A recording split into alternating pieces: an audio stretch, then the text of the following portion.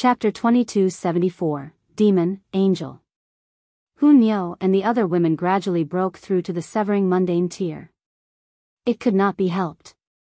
Previously, they had not had the free time to study the regulations of the Origin Magic Cube.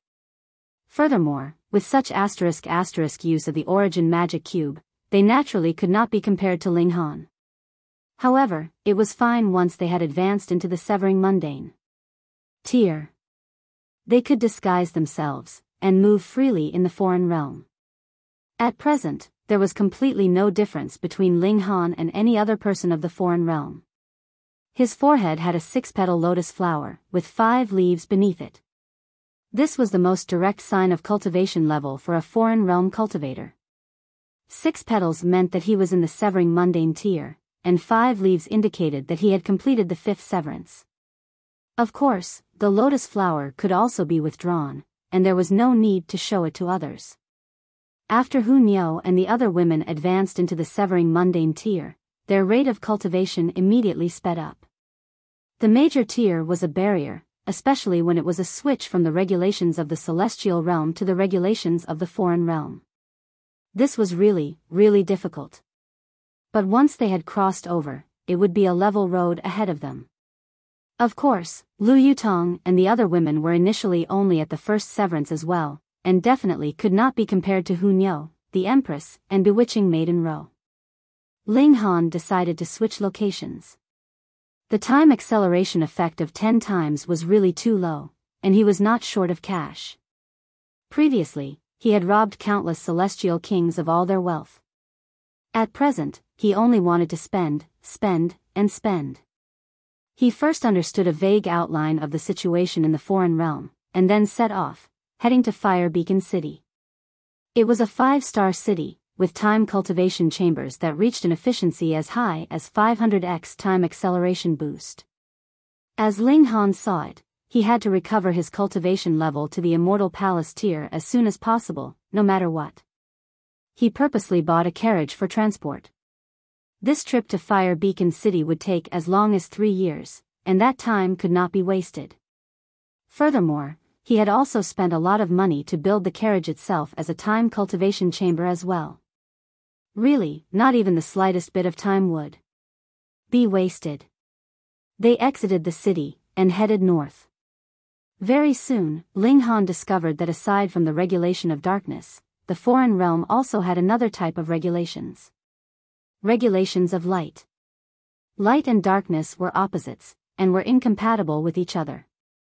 Where there was light, there would definitely be no darkness, and where there was darkness, there would be no light. They were even more starking opposites than water and fire, with absolutely no possibility of coexistence. When Linghan sensed the regulations of light, he, too, had entered into a completely different area. These words were spoken by the coachman, also a young man. He, too, had snow-white feathered wings, with a halo above his head, his eyes like balls of lightning. Long too. The young man that had spoken previously showed a hint of wariness. So Fairy Yunhe has arrived. Forgive the impoliteness. Now that you know, scram, the coachman, Long too, said disdainfully. Long too, my respect is for Fairy Yunhe, not you, the young man said. Our Lady Darla is ranked equally with Fairy Yunhe, so what are you so proud about? Long too smiled arrogantly. How can Darla be capable of being our fairy's equal? A horse really doesn't know it has a long face. Arrogance. The young man from before immediately moved, leaping towards the carriage. How dare you? Boom, a palm struck from within the carriage. It was as fair as jade, yet bore a frightening might. Pang, that young man was immediately sent flying, traces of blood at the corner of his lips. Long too, ascend the mountain. A voice rang out from the carriage again. It was very crisp and melodious, yet also carried a boundless pride. Understood. Long too replied respectfully, his eyes sweeping over the young man on the ground. His face bearing an expression of contempt, he flicked his horse's whip, and the carriage instantly set out again, heading up the mountain.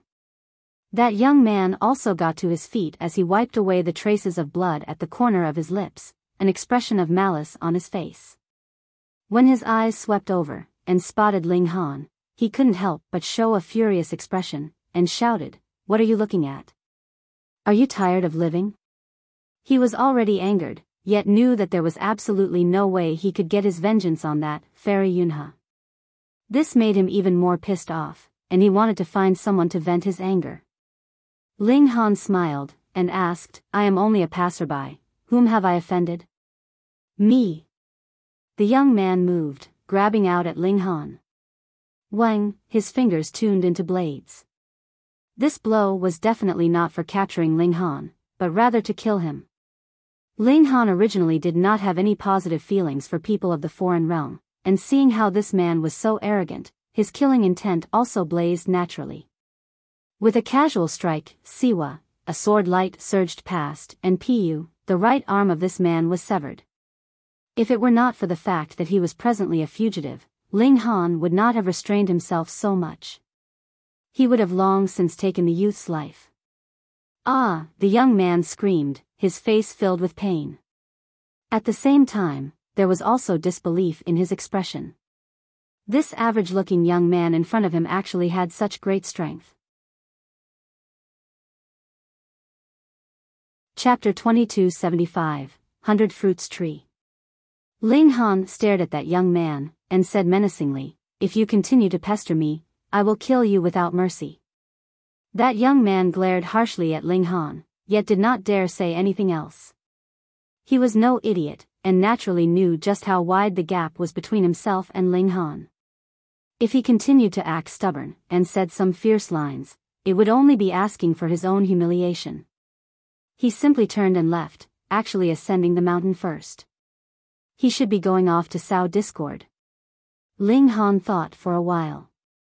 There was a celestial medicine on the mountain, and it was certain that a battle would break out between him and the master of that young man if he wanted to interfere, so he was not concerned that the other party would be wailing about him. He was naturally unafraid. It was not that he had not seen monarch stars of the foreign realm before. Worst come to worst, he would extract the power of regulation of the celestial realm from the Black Tower, battle fiercely, and then flee quickly. Of course, this was a last resort. He had entered the foreign realm not merely to evade the pursuit of a foreign realm heavenly venerate. A more important mission was to train himself to a higher level in the foreign realm. Ling Han had made a detailed comparison of the regulations of the two realms. For example, in the case of regulations of time, the foreign realms was more comprehensive. To make a slightly unsuitable analogy, the regulations of the foreign realm and celestial realm were like two houses. One was built from stone, while the other was made from wood. They both could be considered shelters, but the degree of protection they offered was strikingly different. Because he had once been the master of a world, Ling Han had a deeper understanding of this. The overall level of the heaven and earth of the foreign realm was indeed higher than the celestial realm. Thus, the regulations were more comprehensive, detailed, and abundant, and in fact, they had a higher upper limit. There was one thing that Ling Han had long since noticed, and that was that when the heavenly venerate Qi Yan appeared, he had not been struck by lightning from the heavens. Heavenly Venerable Tier had surpassed regulations, and was not recognized by the heaven and earth. The moment they appeared, they would be hated by the heaven and earth, and if they moved, they would suffer a backlash. Both the Jiuwu Heavenly Venerate and Sealed Emotion Heavenly Venerable had proved this point. But this could not be seen with Heavenly Venerate Qi Yan. Why? Was it because the overall level of the foreign realm was higher, and could allow Heavenly Venerable Tier to avoid it? Ling Han could not confirm, because it might be that Heavenly Venerate Qi Yan was the only exception. It could also be that he had obtained some kind of secret technique. Ling Han needed a case study of more individuals to confirm this hypothesis. As he thought this, he strode up the mountain. This mountain was not very tall, yet it was extremely majestic, with a vast aura and possessing an indescribable imposing air. As Ling Han walked, a strange feeling rose up in him. It was like there was a mysterious power that was making him want to kneel down in sincere worship. He humphed. For better or worse, he had once been the master of a world, so he was very broad-minded. how could he possibly kneel down to anyone? However, there were really a great many people kneeling on either side of the mountain path. Their faces were filled with reverence and even fanaticism. Ling Han was slightly curious. Could it be that this mountain had some kind of significance?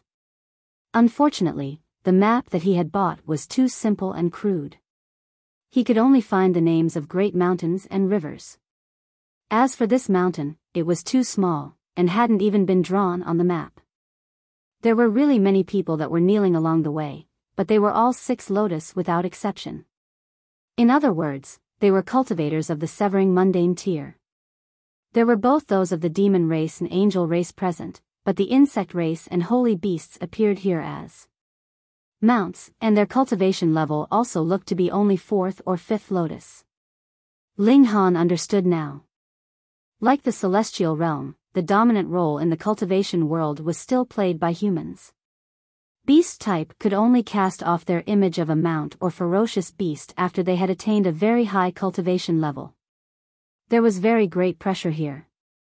It was formed by regulations. Ling Han studied it closely, and discovered that it was of slight value for reference, but compared with the Origin Magic Cube, it was still inferior. It was really only worthy of slight reference. According to that, could it be that this place was some kind of holy land? The people kneeling on the ground were not only worshipping, more of them were comprehending Tao. The mountain was really not very tall, but because of this pressure, Ling Han wasn't walking very fast either. He only arrived at the summit after a whole 30 minutes. The top was a massive plateau, and there were at least a dozen circles of people here. The highest number was definitely in the outermost circle, where there were more than 200, and there were only 11 people in the innermost circle. And in the center of this plateau, there was a purple celestial tree, bearing fruits of various shapes and types. There were some shaped like humans, beasts, and insects.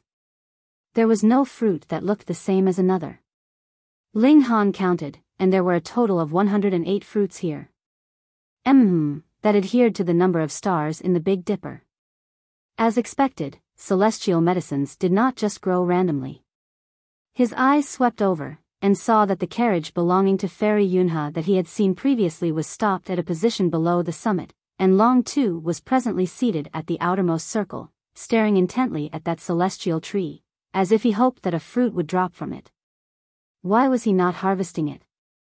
Very quickly, Ling Han understood. There was a giant seal beneath the fruit tree, vaguely flickering with light, and causing one to feel trepidation. This was a Celestial King tier seal, and might possibly have reached 9th Heaven Celestial King tier, or 18th Lotus. Strange. Since even an 18th Lotus King had planted this seal, why did so many people dare to come? Could it be that they wanted to snatch food from the tiger's mouth? Someone turned around, and shouted at Ling Han, "Don't just stand there. Find a place to sit down quickly. Don't you know this is a holy land?" It was a person that was seated in the outermost circle, his expression filled with impatience. That was because Ling Han was standing just behind him, causing him to feel annoyed for some inexplicable reason. Ling Han chuckled. At present, he was not sure of the situation, so he squeezed in outside, and sat together with that person. This person was of the angel race, with an especially handsome appearance. Ling Han began to strike up a conversation with this person, and soon found out the details of this person. He was June, the attendant of a prodigy who was a character like Long Tuesday. This time, he had also come with his master. Initially, there was absolutely no possibility that he could come here. It was all thanks to his master. And this mountain was called Enmity Mountain, and it had been boosted with great power by an 11th Lotus King after succeeding Tao. He had planted a celestial medicine here, and its name was 100 Fruits Tree. It would only bloom every 10 billion years, and then bear fruit, but it would take another 10 billion years for the fruits to ripen. When flowers bloomed, this would become a holy land of cultivation. The fragrance of the flowers contained the regulations of the Great Tao, and after bearing fruit, an image of Great Tao would soar from the whole celestial medicine. Similarly, it would also have the effects of helping in comprehending Tao.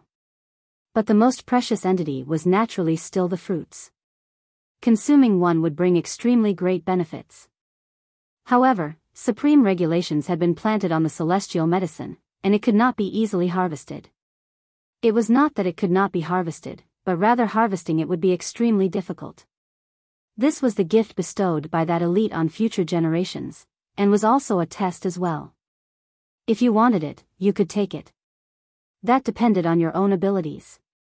Why were only 6 lotus cultivators visible here?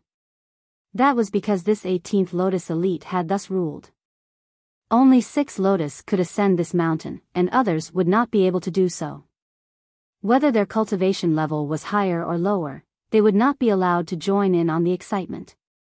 This 100 fruits tree had borne fruit, whose greatest use was to assist cultivators in advancing to the 5th severance.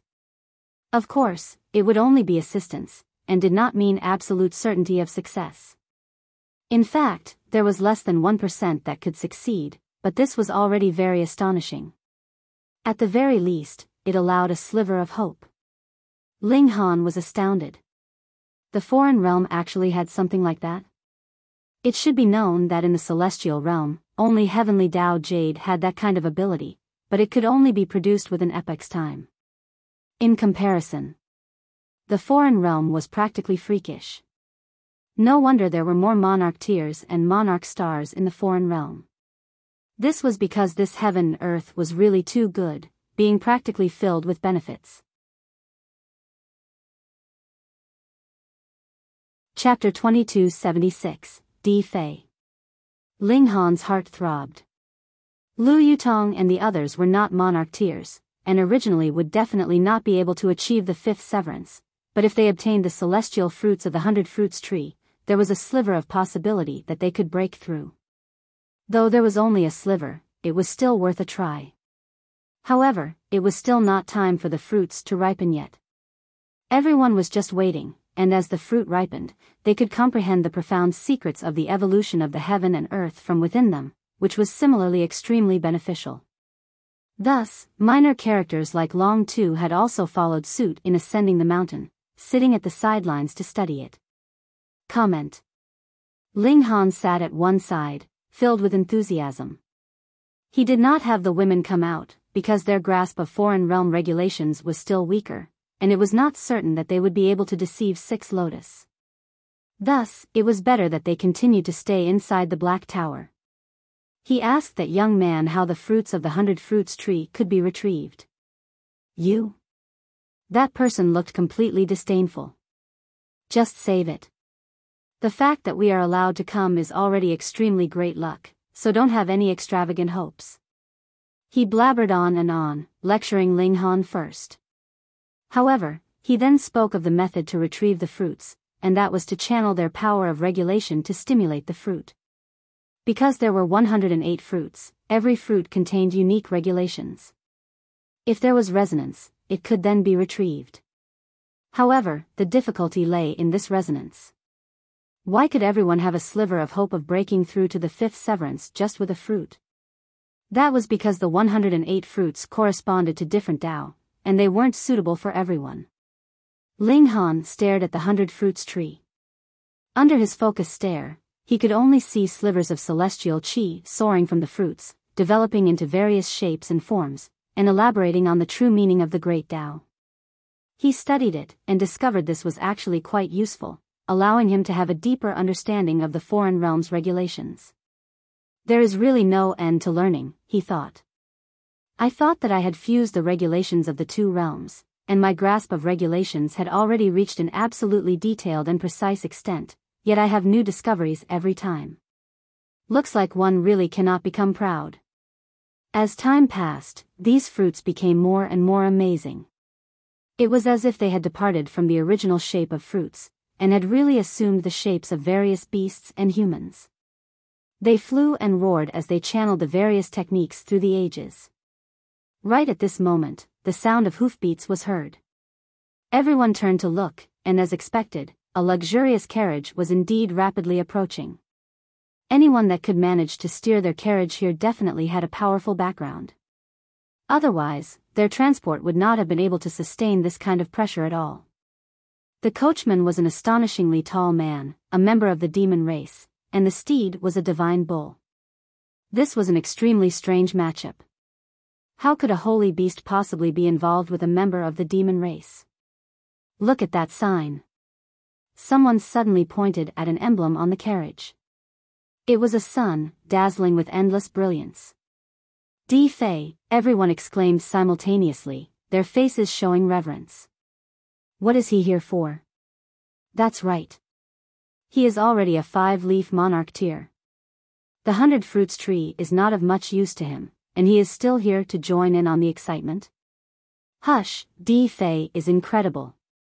It is rumored that his natural talent is outstanding, and he has hopes of becoming a monarch star in the future. Don't offend him. I have seen him directly slicing a king tier of the demon race into pieces with a light blade just because the latter took another look at him. It is said that his elder brother, Di Pang, is even stronger. He is already a monarch star.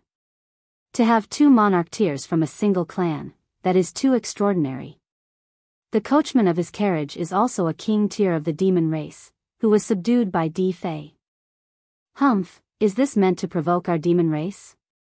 When I become a monarch tier, I will definitely ask him for a spar. Everyone discussed the newcomer spiritedly. The cultivators of the demon race all showed expressions of wariness and dislike. By nature, they hated the angel race, but Di Fei was too strong. They did not dare express it. As they spoke, the doors to the carriage opened, and a man of lanky build walked out. His wings were white, and the halo above his head was blazingly white, even surpassing his eyes that shone like miniature suns. He was dressed in rich robes, untouched by a speck of dust, yet his feet were bare, and were astonishingly fair. Probably 99% of women would have to admit their inferiority. And what was even more astonishing was that his toenails were actually painted a bright red color. What a sissy. Ling Han immediately tagged this label on Di Fei mentally. However, this person's aura was indeed astonishing. A white lotus flower bloomed on his forehead, bearing 6 petals and 5 leaves, which showed that he was a 5th severance.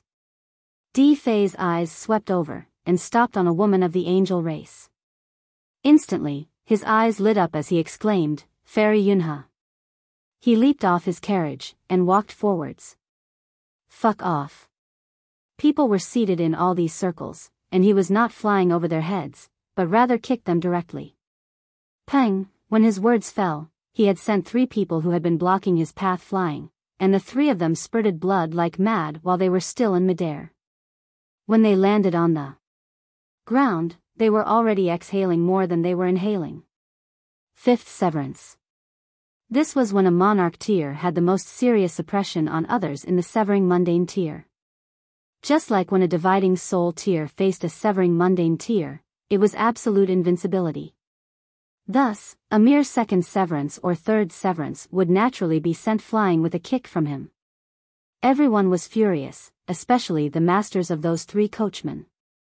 They wanted nothing more than to immediately make a move, but when they recalled that they were only at the 4th severance, and it was practically suicide to face a 5th severance, they forcibly suppressed the urge. Di Fei continued onwards. This time, the people that were blocking his way hurriedly stepped aside, fearing that they would be mercilessly sent flying as well. And in this manner, circle after circle of people moved aside, not daring to face his sharpness at all. Di Fei's expression was filled with arrogance. The behavior of the crowds was only a matter of course in his eyes. He strode forwards, only one person in his vision, Fairy Yunhe, a beautiful, delicate flower. Lord Di Fei. Some youths of the angel race approached, appearing like stars gathered around the moon as they surrounded Di Fei. When facing those who were similarly from the angel race, Di Fei's patience was considerably better. He made an exception by nodding at these people. There were a few that still had the aptitude of an emperor tier, and he might be able to take a few of them as his subordinates. He arrived beside Fairy Yunhe, and gazed at her adoringly. He said proudly, "Yunhe, I'll help you pluck the celestial fruit." Yet Fairy Yunhe did not give him much regard, and merely replied calmly, "No need. I can do it myself."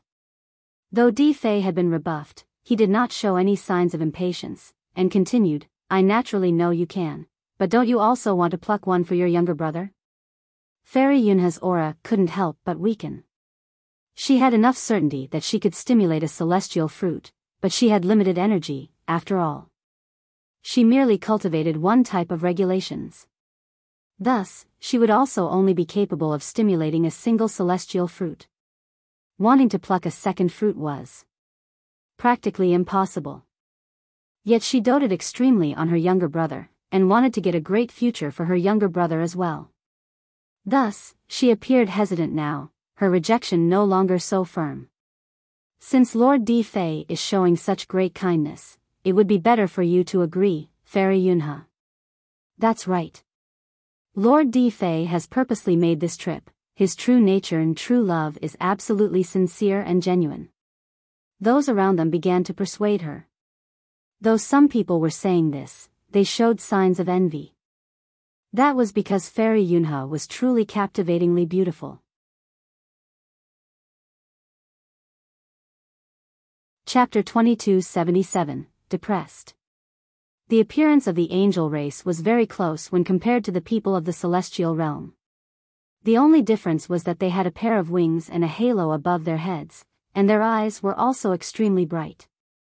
However, every single one of them was very fair, the men handsome and the women beautiful.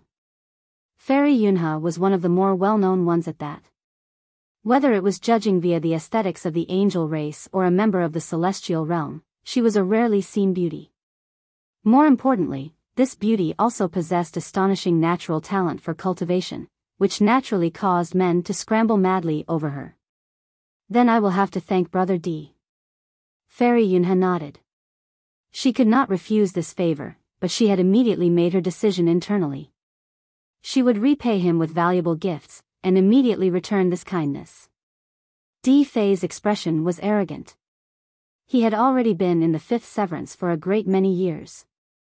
Not only had he pushed his main focus, the regulations of light, to an extent of perfection, he had also cultivated another 3 types of regulations, and they had all reached a considerable height as well. In the past, he had already stimulated a fruit using the regulations of light, and the same person using the same regulations would not be able to do it again after using it once. Thus, he would need to use the other 3 regulations, but this naturally would be enough. Even if there were others that had also cultivated the corresponding 3 types of regulations, who would be able to compare to him? He was a 5th severance monarch tier. He talked eloquently, talking about his experiences in recent years and the various types of ancient sites he had visited, which were filled with danger but also innumerable gains, and all who listened were captivated. Even Fairy Yunhe couldn't help but look at him with her beautiful eyes, showing a rapt expression. Firstly, he was eloquent, enchanting any listener, and secondly, he had indeed experienced a considerable number of events that would make others gasp and become fascinated. He became the center of attention, and quite a number of women looked besotted. Di Fei only had to crook his finer, and they would probably immediately jump onto his carriage, and roam far and wide with him.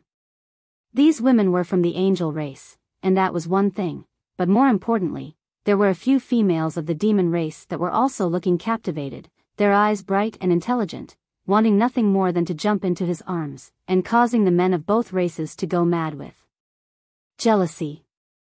But what could they do? Di Fei was a monarch tier, a man that was destined to be capable of becoming an ancestral king, and could even reach the height of 13th or 14th lotus. The admiration of the strong would surpass any differences in race. The fruits are ripe. It was unclear who had called out, but everyone's eyes were immediately focused on the 100 fruits tree, as if Di Fei had instantly lost all his attraction. If compared, what would be more important than their own strength? Di Fei couldn't help but feel displeasure, but thinking further about it, why did he have to be annoyed with a tree? He shook his head, and rose up, intending to immediately stimulate a resonation from the celestial fruit.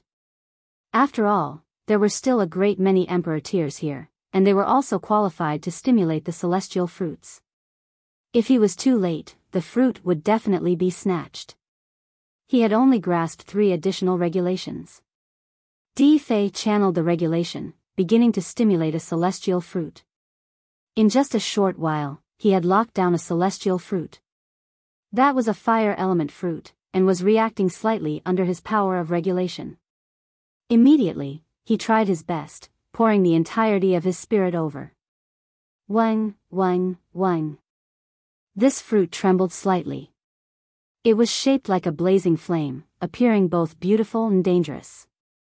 It would allow cultivators who cultivated the regulations of fire to have a sliver of hope of breaking through to the fifth severance, and was incredibly valuable. Come on, Di Fei said mentally. He actually only needed a single fruit to win the favor of Fairy Yunhe. This was a celestial fruit, and even if an 18th Lotus King had planted a restriction here, allowing only severing mundane tears to come to pluck these fruits, it was still not something that could be done in the blink of an eye.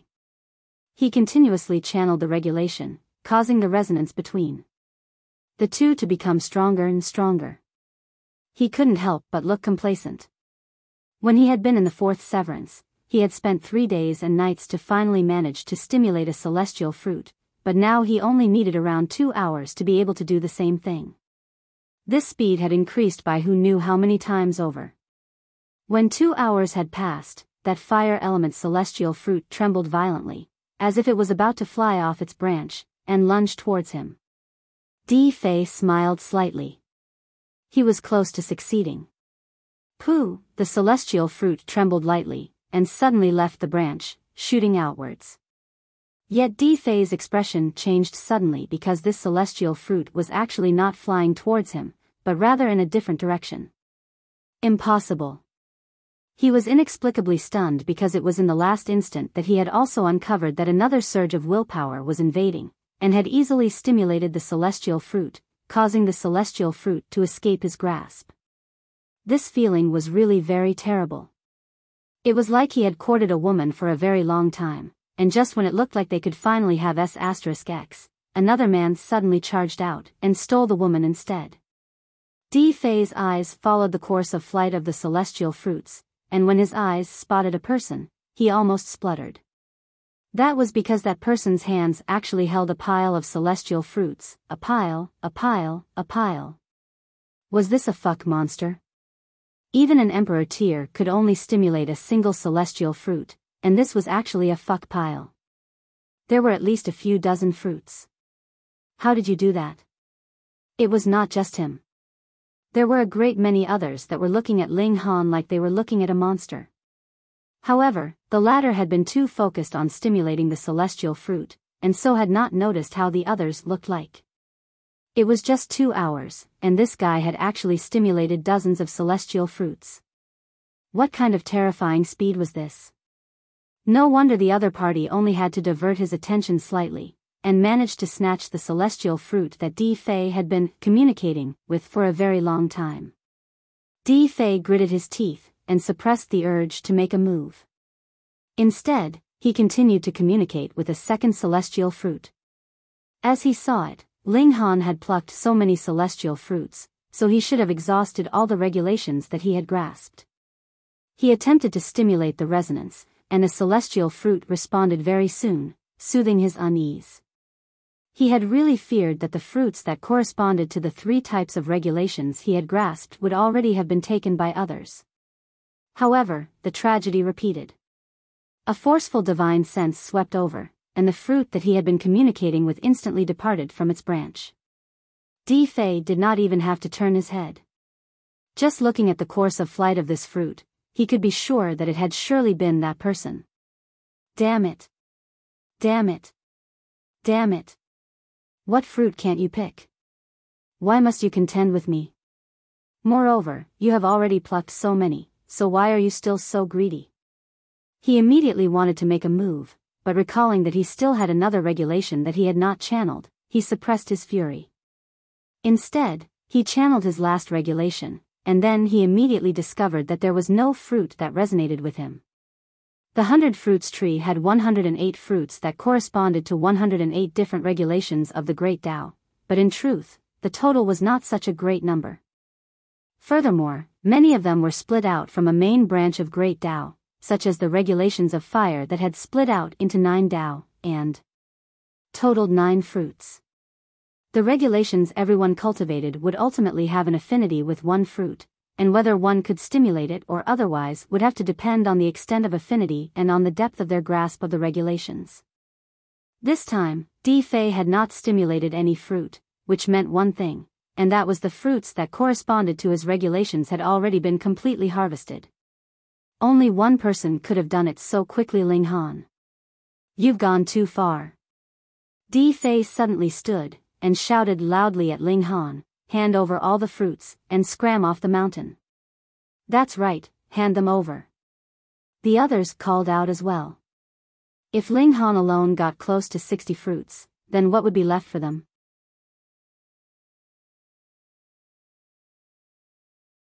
Chapter 2278, I have considered. Ling Han's eyes swept over them, but he merely smiled faintly. Why should I? Star. The women indeed could not use as many as over 60 celestial fruits, but this object could grant others a sliver of hope of breaking through to the fifth severance. If left in the foreign realm, wouldn't that cause trouble for the celestial realm? Hence, even if he discarded them, he would not leave them for the foreign realm.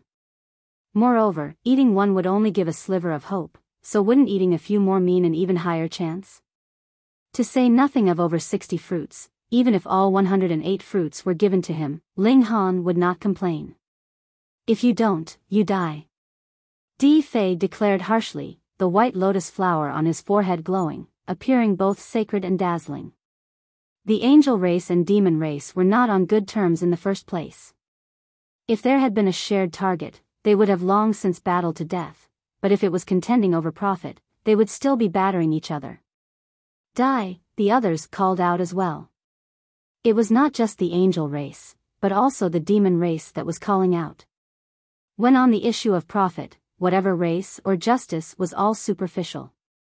Ling Han chuckled and retorted, there are a great many people who want to kill me. As for you guys?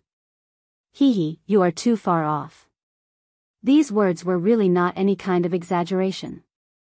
The heavenly venerates of both realms were hunting Ling Han, but wasn't he still alive and kicking very well?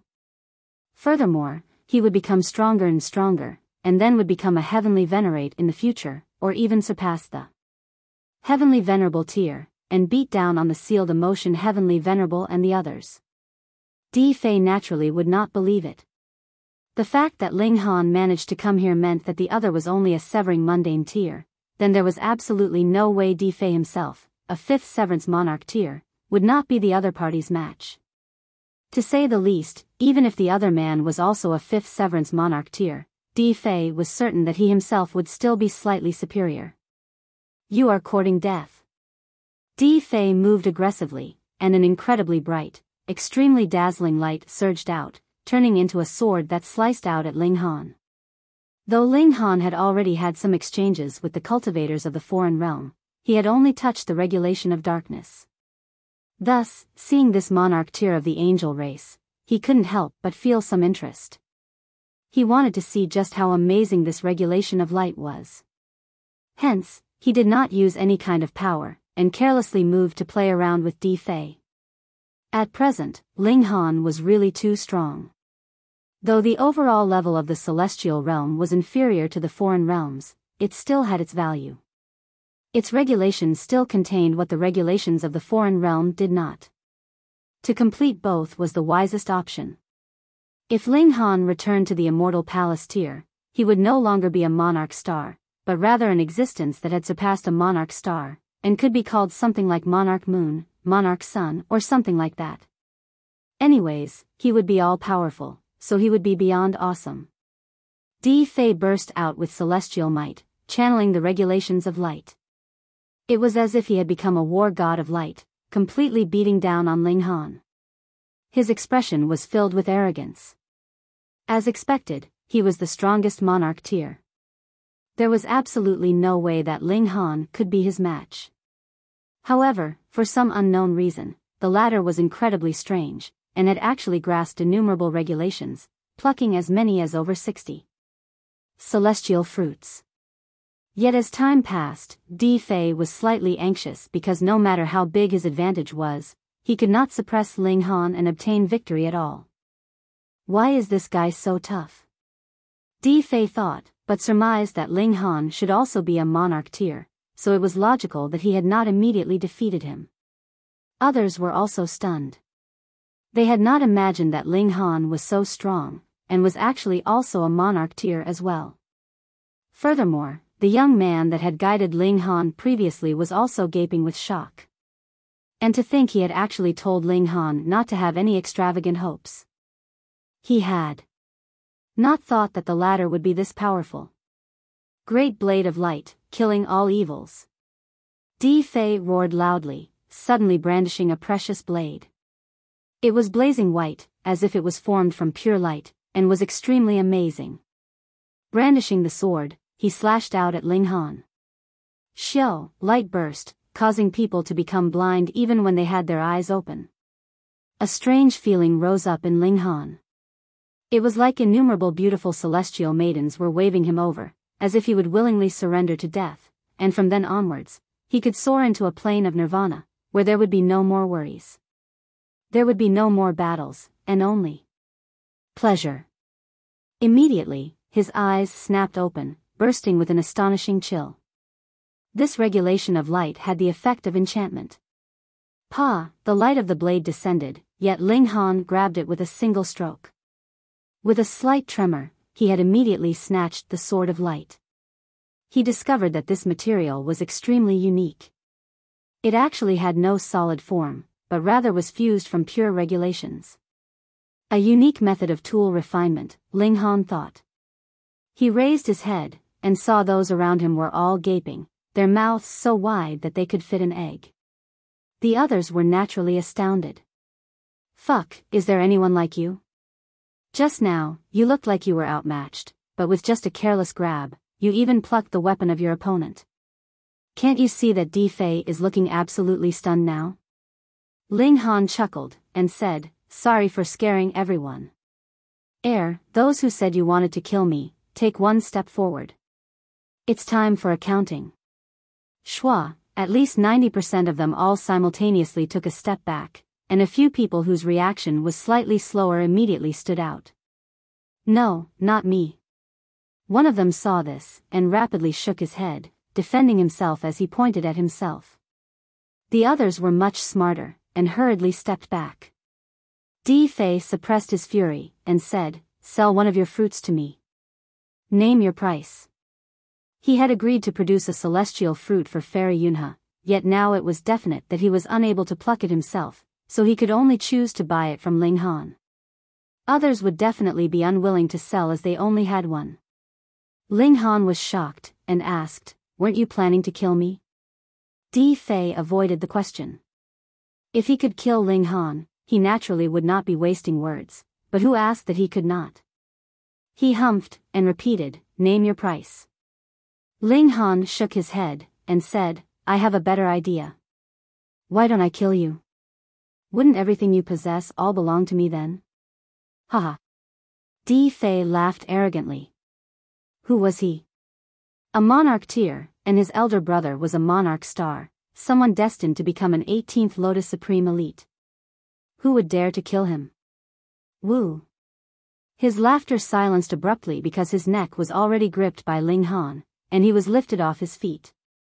He had supreme great power, but in Ling Han's grasp, he was like a harmless chick, losing all power. He couldn't help but feel astonished. Just how wide exactly was the difference between himself and Ling Han for the former to actually be unable to sustain a single blow like this? Seeing the menacing killing intent that Ling Han exuded, Fairy Yunhe spoke up. Sir, please have mercy. Di Fei's brother is a monarch star, and now his cultivation level is the 9th level of 8th Lotus, possessing invincible might. Ling Han broke into a smile, and demanded, so I should just suffer in silence, and allow this brat to trample all over me? Why must you act on impulse? Fairy Yunhe persuaded. It was not that she held any kind of affection for Di Fei, but rather that she was very wary of Di Pang. He was a true prodigy, and it was said that even a great many ancestral kings had extended an olive branch to him, wanting to take him as a disciple. Then I'll consider, Ling Han said thus, and in the blink of an eye, he spoke again. All right, I have considered. You call that considering?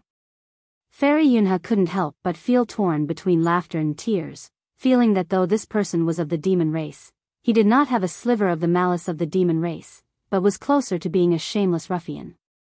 Then what is the outcome of your consideration? She asked patiently. Kill him, of course. Ling Han smiled slightly, showing a mouthful of snow-white teeth.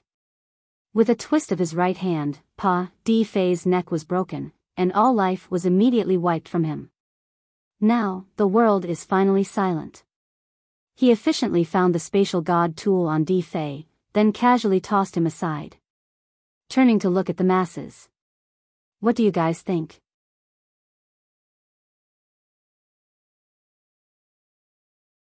Chapter 2279, Proposal. It really was silent because not only had Di Fei died, no longer able to make the slightest sound, even the others were all dumbfounded, and could not say a single word. A monarch Tier, Di Peng's younger brother at that, had actually died just like that. This was the monarch Tier that they strained, struggled, and were so determined to become? So what if they did? If it was still the fate of being insta-killed with a single strike that awaited them, then what meaning would there be to diligently and tirelessly aspire for it? Ling Han chuckled, and said, Please continue. I'll take my leave. He had already used all the evolutions of regulations he had, and obtaining over 60 celestial fruits was his limit. Furthermore, he had always been a more low-key character, and had not planned to rob the others. After all, he was still in the foreign realm, though there was already a monarch Tier that had died by his hand, who asked the former to have offended him? Wait! Celestial Maiden Yunhe hurriedly called out.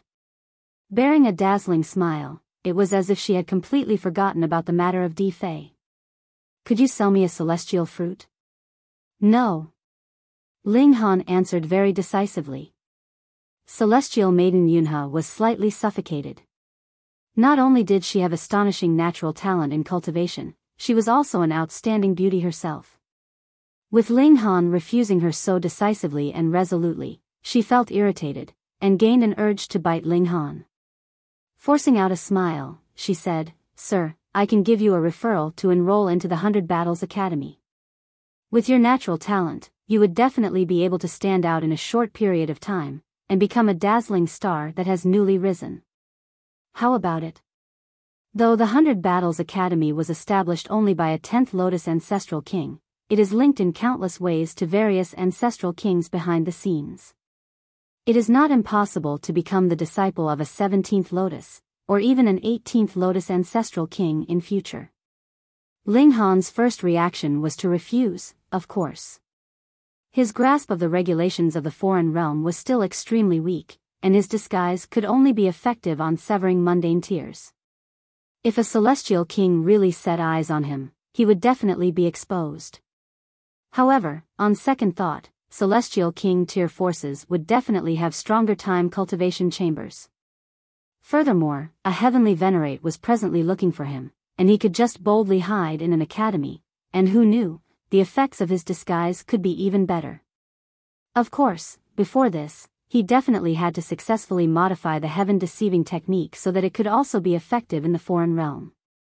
For him, this was not very difficult to do, because he had the Origin Magic Cube, which allowed him to very easily assimilate the regulations of the two realms. Of course, this needed time. Moreover, he was indeed very intrigued by the cultivation system of the foreign realm. The deeper and more detailed his understanding of the enemy, the better, and naturally the higher the chances of defeating them. All right. Ling Han nodded. He casually took out a celestial fruit, and was just about to toss it over. Please give me a lightning element celestial fruit. Celestial Maiden Yunhe was overjoyed, and hurriedly added more details to her request. If the elemental alignment was incorrect, it would not be of much use even if her brother consumed it. Ling Han picked through his harvest, and threw another one over, asking, When do we set out? Fave to first retrieve a celestial fruit. Thus, please wait a few days for me, sir, Celestial Maiden Yunhe said smilingly. There is fine wine and rare fruits in my carriage. Please go in, sit anywhere and take a rest, sir. All right, Ling Han agreed hesitantly. Yet everyone almost exploded in fury. This was an invitation from celestial maiden Yunhe, allowing him to enter into her personal domain. What man would not be overwhelmed with joy? Yet Ling Han actually had such a sour face. How could this not be infuriating? Ling Han climbed aboard the carriage. As expected, the inside was very spacious. There were chairs and a soft couch, while various rare and strange fruits were laid out on the tea table. Without reservations, he lay down on the soft couch as he plucked a grape, which he tossed into his mouth. Not bad, the fruit was extremely sweet, juicy, and thirst-quenching. There was also a sliver of regulations that circulated inside his body, which was extremely beneficial for cultivation. This wait took another 3 days and nights, and only then did he see celestial maiden Yunhe board the carriage. At first, she was smiling gently, but when she saw how Ling Han was presently lying on her personal couch, her pretty face immediately darkened. This damn man was really utterly shameless to actually dare to dirty her couch. Who had given him that courage? Scram! She couldn't help but exclaim angrily, she was a bit of a clean freak. Ling Han did not move, and retorted, didn't you say I could sit anywhere?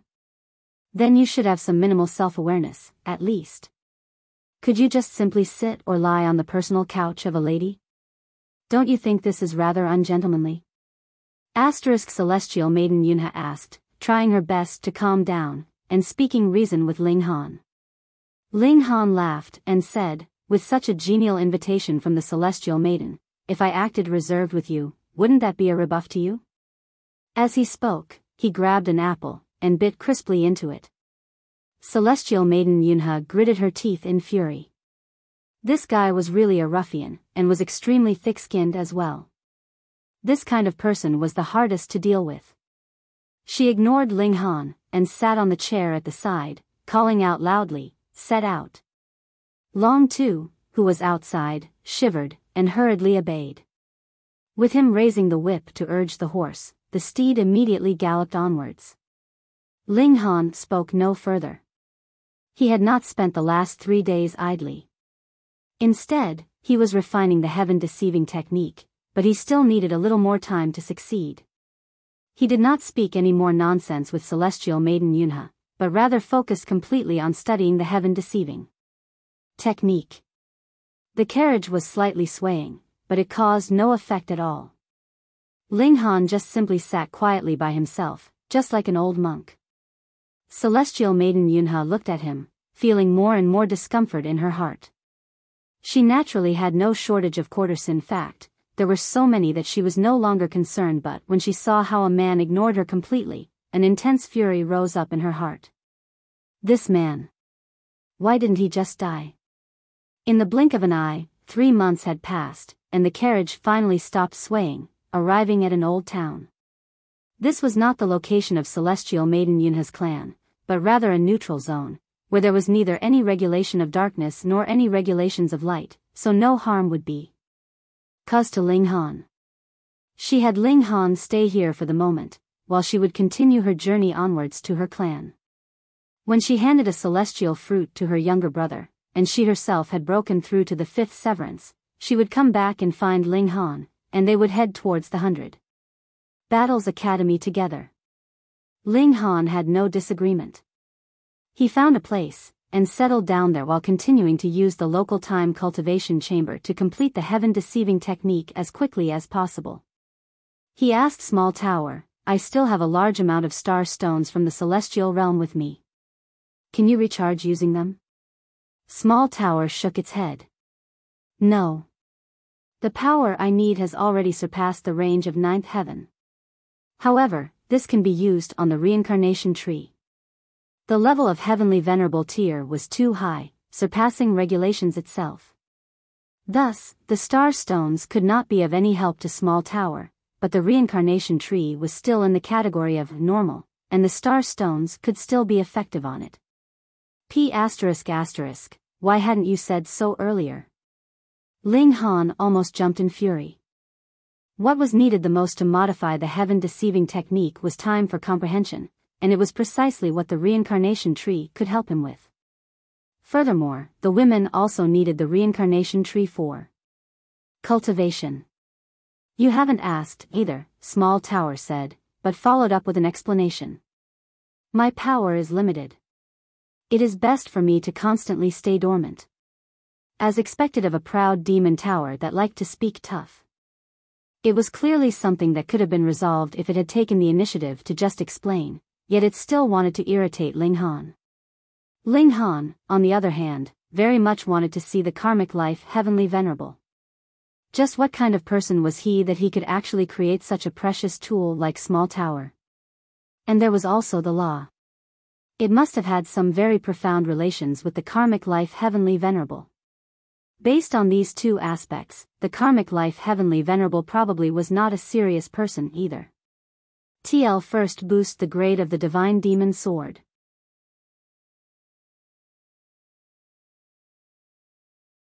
Chapter 2280, The Divine Demon Sword is Upgraded.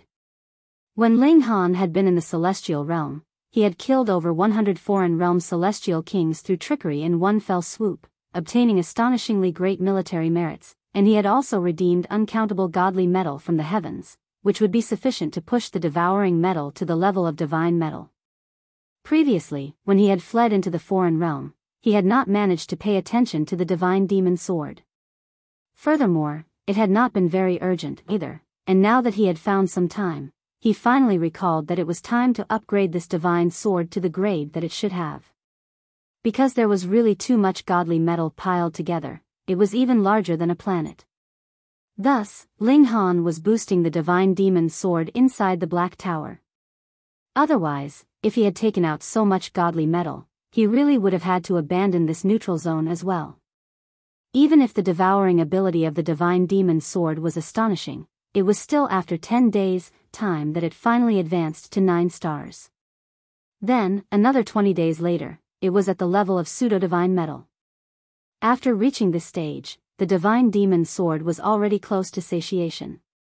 Only another step further, and it could become divine demon sword.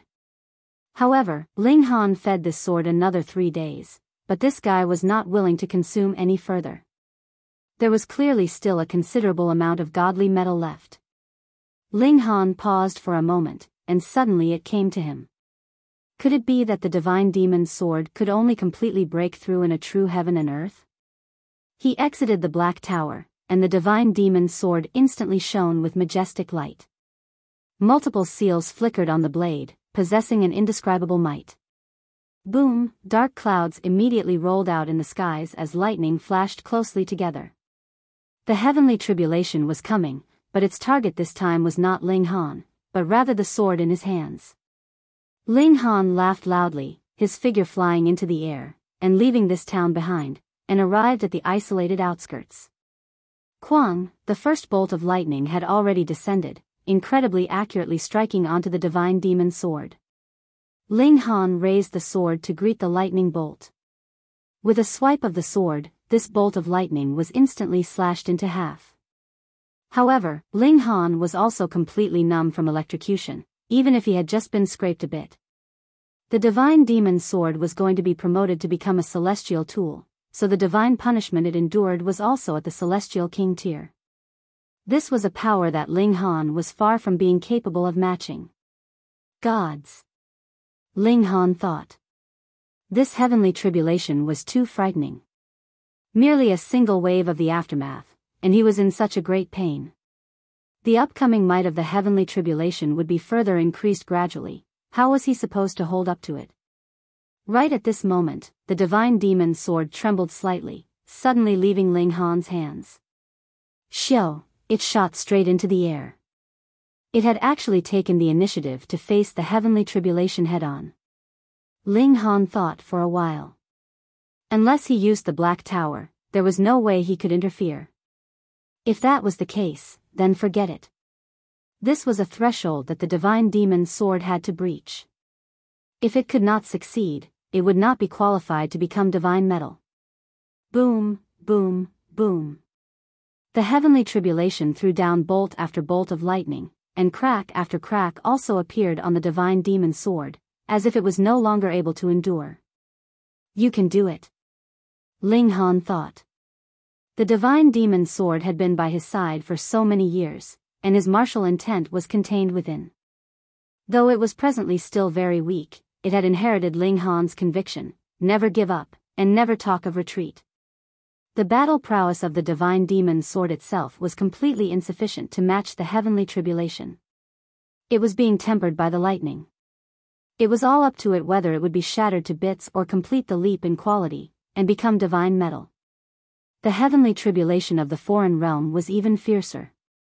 Though Ling Han had confidence in the divine demon sword, it was inevitable that he still felt a sliver of worry.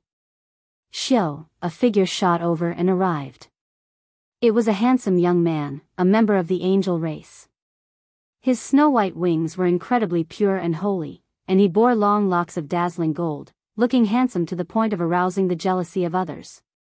What good luck! An ultimate precious divine sword is actually enduring a heavenly tribulation now. Is this a gift that the heavens has bestowed on me, Richina? This young man laughed loudly. He had deliberately come to investigate when he had seen the terrifying lightning spread out into an ocean over here. At first, he had thought that it was a ninth Lotus elite about to become an ancestral king. He had not thought that it was actually a sword. This is an ancestral weapon. He was incredibly excited. An ancestral weapon was the equivalent of the celestial tool of the celestial tool, and though the overall level of the foreign realm was just that bit higher than the celestial king tier, there was still an incredibly small number of ancestral weapons. And now, an ancestral weapon had actually appeared in front of him, with no owner at that. Naturally, he thought that this was a gift that the heavens had bestowed upon him. As for Ling Han, he was a mere sixth lotus, so the man naturally overlooked him completely. Huh? His eyes set on Ling Han, and he felt that there seemed to be something hidden within Ling Han that made him feel a discomfort he could not describe. Commit suicide, Richina stated calmly. He disliked the feeling that he got from Ling Han, but couldn't be bothered to investigate the matter. It would be fine once he was dead. Ling Han looked at him. This was a seventh Lotus 3 Leaves powerhouse, which was the equivalent of the Earth Soul of the dividing soul tier. No wonder he dared to cast such disdain on him, and he was also grim. As expected, if it was just a simple disguise, it would be hard for Ling Han to deceive even an Earth Soul. That disgusted expression on the other's face was the exact same expression he wore when he saw the people who cultivated the techniques of the foreign realm in the celestial realm. This kind of despise came from the heaven and earth. It was just dislike, and there was no reason for it. Commit suicide? The difficulty is quite high. I really don't know how, Ling Han said smilingly. Why don't you demonstrate first? Richina was stunned. He had initially thought that Ling Han would immediately wail and beg for mercy. He had not thought that the latter would actually talk back to him. His courage was really quite great. If it were not for the fact that you are too unlikable, I could take you as my subordinate. It is most interesting to make a defiant person submit, he said calmly. Unfortunately, I am not in the mood for that at all right now. He suddenly moved, launching an attack at Ling Han. This was a battle that had absolutely no reason for it, but since the other party was charging straight at him, Ling Han naturally would not just wait for death to arrive either. He dodged this strike immediately with a flash. He did not know who this young man was, and did not want to cause unnecessary trouble. After all, he wanted to keep a low profile. In these several thousand years, Ling Han had already completely grasped the regulations of the foreign realm. At least it was the case for severing mundane tier regulations. He manifested millions of himself. This was a weaker version of void space, but could also be considered a stronger version. It was weaker because his present cultivation level was too low, so it was definitely inferior compared to when he used it as a second secret immortal palace tier, but it could be called stronger because it had assimilated the regulations of two realms, so that void space, at the level of severing mundane tier, had become stronger. How intriguing. You actually managed to dodge my strike, but that would only happen once. Richina declared with a laugh, yet was completely unconcerned. In the first place, there was a massive gulf between the severing mundane tier and dividing soul tier. What more when he was a seventh lotus 3 leaves? He moved once more, his fingers turning into endless blades that shot rapidly towards Ling Han. Ling Han could definitely not be considered good-tempered. Just now, he had just reminded himself that he had to keep a low profile, but seeing how overbearing Richina was being, his fury instantly went straight to his head. How could he hold back any further? Clenching a fist, he countered Richina with a blow of his own. You are overestimating yourself. Richina sneered. As he saw it, this action from Ling Han was naturally like a mantis trying to stop a chariot, a useless act of resistance in the face of absolute despair. Pung! With this strike, Richina was immediately sent stumbling back continuously, and that was the same for Ling Han as well. Richina's expression instantly changed. His opponent had actually managed to battle him to a tie. It should be known that he was a 7th Lotus 3 leaves, and a king tier at that. Even if the other party was a 6th Lotus 5 leaves monarch tier, his battle prowess would only be at the 7th Lotus 2 leaves at most. How could he possibly match him? Moreover, there was a strange aura seeping from his body, causing him to involuntarily feel dislike and an even stronger impulse to commit murder.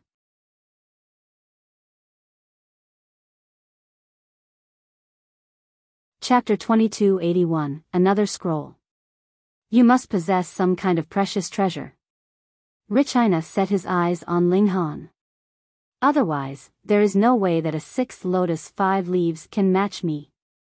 Ling Han shrugged, and retorted, You are only amazed because of your ignorance. You have obtained the treasure of an ancestral king, right? A covetous expression flashed across Richina's face. Otherwise, an ancestral weapon that was presently enduring a heavenly tribulation and a youth that possessed battle prowess that surpassed ordinary standards were both illogical. But the power of an ancestral king was boundless. Who knew, they could allow a cultivator to possess battle prowess that was above average standards.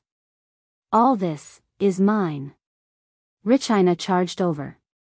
In the first place, the angel race and demon race could not be considered to be on friendly terms at all, so it was absolutely normal for conflicts and fights to break out between them. Ling Han humphed lightly. His killing intent was also rippling. He moved decisively, harsh and ruthless. As for keeping a low profile, he did not know the meaning of the concept at all. Boom! Boom! Boom! The two of them battled fiercely. If Ling Han could burst out with his full power, killing this opponent would naturally be completely effortless, but he could only channel foreign realm regulations at present, so his battle prowess was restricted to 7th Lotus 3 leaves, which was on equal terms with Richina's power. Thus, though the two of them were fighting intensely, it was hard to decide the victor for the moment. Sacred light illuminates, favoring all realms. Richina roared loudly, suddenly bursting out with a powerful move. Immediately, an endless power of light surged out. It was as if the whole world had become a realm of light, bringing warmth and great comfort. However, Richina charged out of this sacred light, wanting to take the chance to land a fatal blow. Ling Han's willpower was extremely firm. The attack could not cause the slightest bit of effect on him at all. He merely shot out a punch, bearing the aged air of time. He had used the regulations of time, causing Richina's punch to become extraordinarily slow. Damn it! Richina shouted loudly, bursting out with the regulations of light to the maximum. Instantly, the regulations of time were expelled, and his speed spiked in a flash. The regulations of time were superior to other regulations only when compared between equals, but Richina's cultivation level was far above Ling Han's. A full burst of the regulations of light from him naturally could contend with the regulations of time, yet also caused him to expend a lot of power. He panted harshly, feeling that there was only less than half spiritual power left in his body.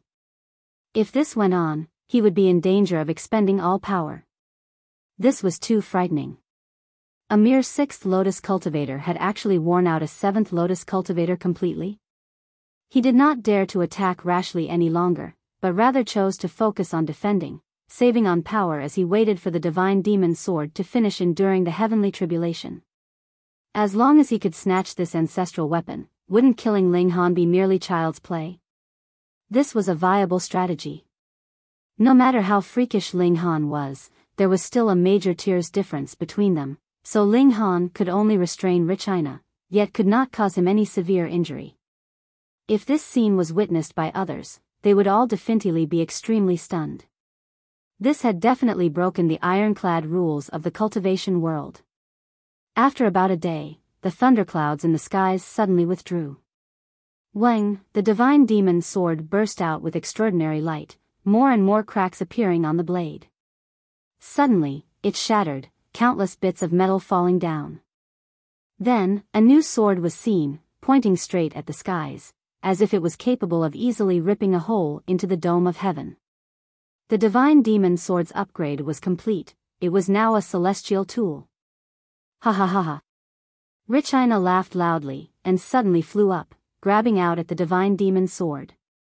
This is mine. He had been waiting for precisely this moment, and this pounce from him was indeed faster than Ling Han could move. Ling Han did not move to stop Richina either, and allowed him to grab hold of the divine demon sword. Surrender your life. Richina brandished the sword in attack. Even if he could not activate the ancestral weapon, an ancestral weapon could crush all life merely in terms of sharpness. What could it not rip through with a single strike? The blade approached, and together with Richina's elegant demeanor, he was like a descending deity. Ling Han merely smiled, and said, "Sword, come." Xiao, Richina only felt his right hand tremble, and the ancestral weapon actually flew out of his grip. What? He mouthed this word with an indescribable shock on his face. This was an ancestral weapon. There was absolutely no way that it would recognize a sixth lotus cultivator as its master. Not even a ninth lotus would be recognized. Furthermore, without attaining the level of ancestral king, one would not be able to activate an ancestral weapon. Thus, Richina was extremely certain that he only had to grab the ancestral weapon, and that would spell victory for him. He had never imagined that Ling Han could actually control the ancestral weapon. This was practically unbelievable. He involuntarily shuddered. If the ancestral weapon showed its might, even if there were 100 million of him, that would not be enough to handle an ancestral weapon. Ling Han broke into a grin, and said, "Don't be nervous. This is not an ancestral weapon. It is just that the sword itself has reached the level of ancestral weapons. Celestial tools and weapons that were forged from divine metal were completely two different things, but in ordinary circumstances, even celestial kings could only obtain divine metal with very great difficulty. Naturally, they were all forged into celestial tools. Actually, this was another concept. Richina's heart calmed slightly, but he still felt a terror that could not be described. Though this was not an ancestral weapon, it was the same in terms of sharpness. There was no need for a direct strike, merely a flash of sword chi would be extremely terrifying, and would be enough to rip him into pieces. Finishing this thought, he suddenly turned and fled, no longer thinking of this ancestral weapon at least for the moment. Ling Han used void space, and rapidly pursued him.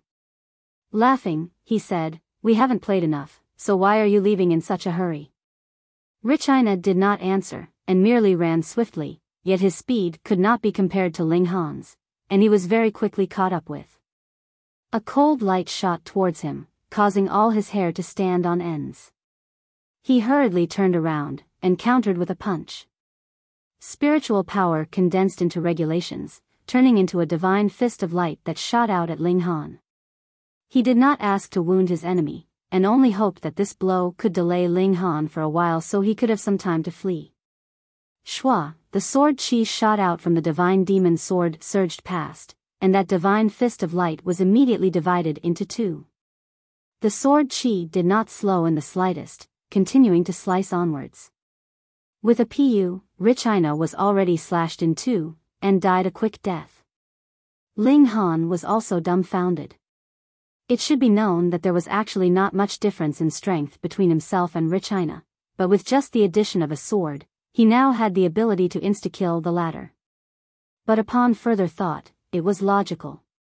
If the divine demon sword was really a celestial tool, then Ling Han would be able to easily kill even an ascending origin tier, and though now the overall level of regulations had not reached that level, it was forged from divine metal, after all. If it did not have great might, what right would it have to claim the label of a celestial tool? Ling Han shook his head, and walked over to rummage through Rachina's robes. Since the latter was already dead, there was no need for him to be reserved. Huh! Ling Han released a surprised exclamation. Rachina naturally possessed a spatial god tool, but he actually hid a scroll on himself, and had not stowed it away into the spatial god tool. At first, Ling Han thought that this was a decree, and wondered why that guy had not used it before. However, he soon discovered it was not, because he could not unfurl this scroll. Furthermore, he, too, could not store it away into the Black Tower or his own spatial god tool. This. Ling Han took out another scroll. He had obtained it from a den of mountain bandits after he had just entered into the celestial realm. Because he could not unfurl it or stow it away into the Black Tower, he thought that it was something amazing, and thus constantly kept it on himself. But in truth, this thing was really completely useless. And now, he had actually seen a second scroll in the foreign realm. The fact that it had appeared in a den of mountain bandits, and was also found on a 7th lotus cultivator, seemed to imply that this thing was worthless, but it could not be stowed into even the Black Tower. So could it really be something ordinary? Strange, just what exactly is this thing? Ling Han's hands held a scroll each. In the past, he only had one useless item, yet now he had two. Fine, he was becoming a chicken.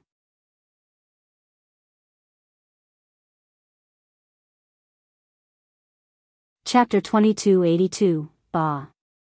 In the past, limited by his strength, Ling Han had not done many experiments on the first scroll, and he had gradually forgotten about it afterwards.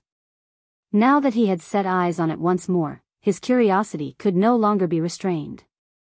He stabbed it with the divine demon sword. When the tip of the blade touched the scroll, wang, an astonishing light surged out, and his hand became numb. The divine demon sword almost flew out of his hand. This. He was stunned. This scroll was really quite incredible. It could even match the sharpness of a celestial tool. He scratched his head in exasperation. Just how exactly was he supposed to unfurl the scroll? He was really too curious. Ling Han thought for a very long time, but he still stowed the two scrolls into his robes in the end. If he didn't touch this thing, it would be no different from any ordinary paper. He could not sense anything special about it at all. Till think about it in the future. First, I have to modify the heaven-deceiving technique. He entered the Black Tower, and comprehended Tao underneath the reincarnation tree. The women had long since started to do this, and the price for it was a great expense in star stones. However, they had many star stones anyways, so there was no need for them to worry about the danger of spending all their star stones for the moment. After spending 1,000,000 years underneath the reincarnation tree, Ling Han had finally successfully completed the modification of the heaven-deceiving technique. Of course, he had borrowed the help of the origin magic cube. Otherwise, he could not reach that height in terms of regulations. He taught the modified heaven-deceiving technique to the women. After they had successfully learned it, to say nothing of deceiving celestial kings, deceiving ascending origin tiers at least should be no issue. The women continued their cultivation, while Ling Han returned to town. Celestial Maiden Yunhe had already waited many days for him, but she was not here at present. Instead, Long Tu was waiting here for him. Greetings, milord. When he spotted Ling Han, Long Tu immediately paid his respects. He knew that Ling Han was a monarch tier. There was a need to be respectful towards such an existence. Seeing a member of the foreign realm greet him, his expression respectful, Ling Han felt an indescribable strangeness, yet showed nothing on his expression. He nodded slightly, and asked, "Has your master broken through to the 5th leaf?" "Yes." Long Tu immediately stood upright again. This was the fifth leaf. From now, she had advanced into the ranks of monarch tiers, and it was destined that she would eventually become an ancestral king. Following this kind of master was naturally an honor as well. Ling Han smiled. She was just a monarch star. He had killed who knew how many of them, and even a considerable number of monarch stars had died by his hand. He asked, "Where is your master?" "Our celestial maiden has waited many days."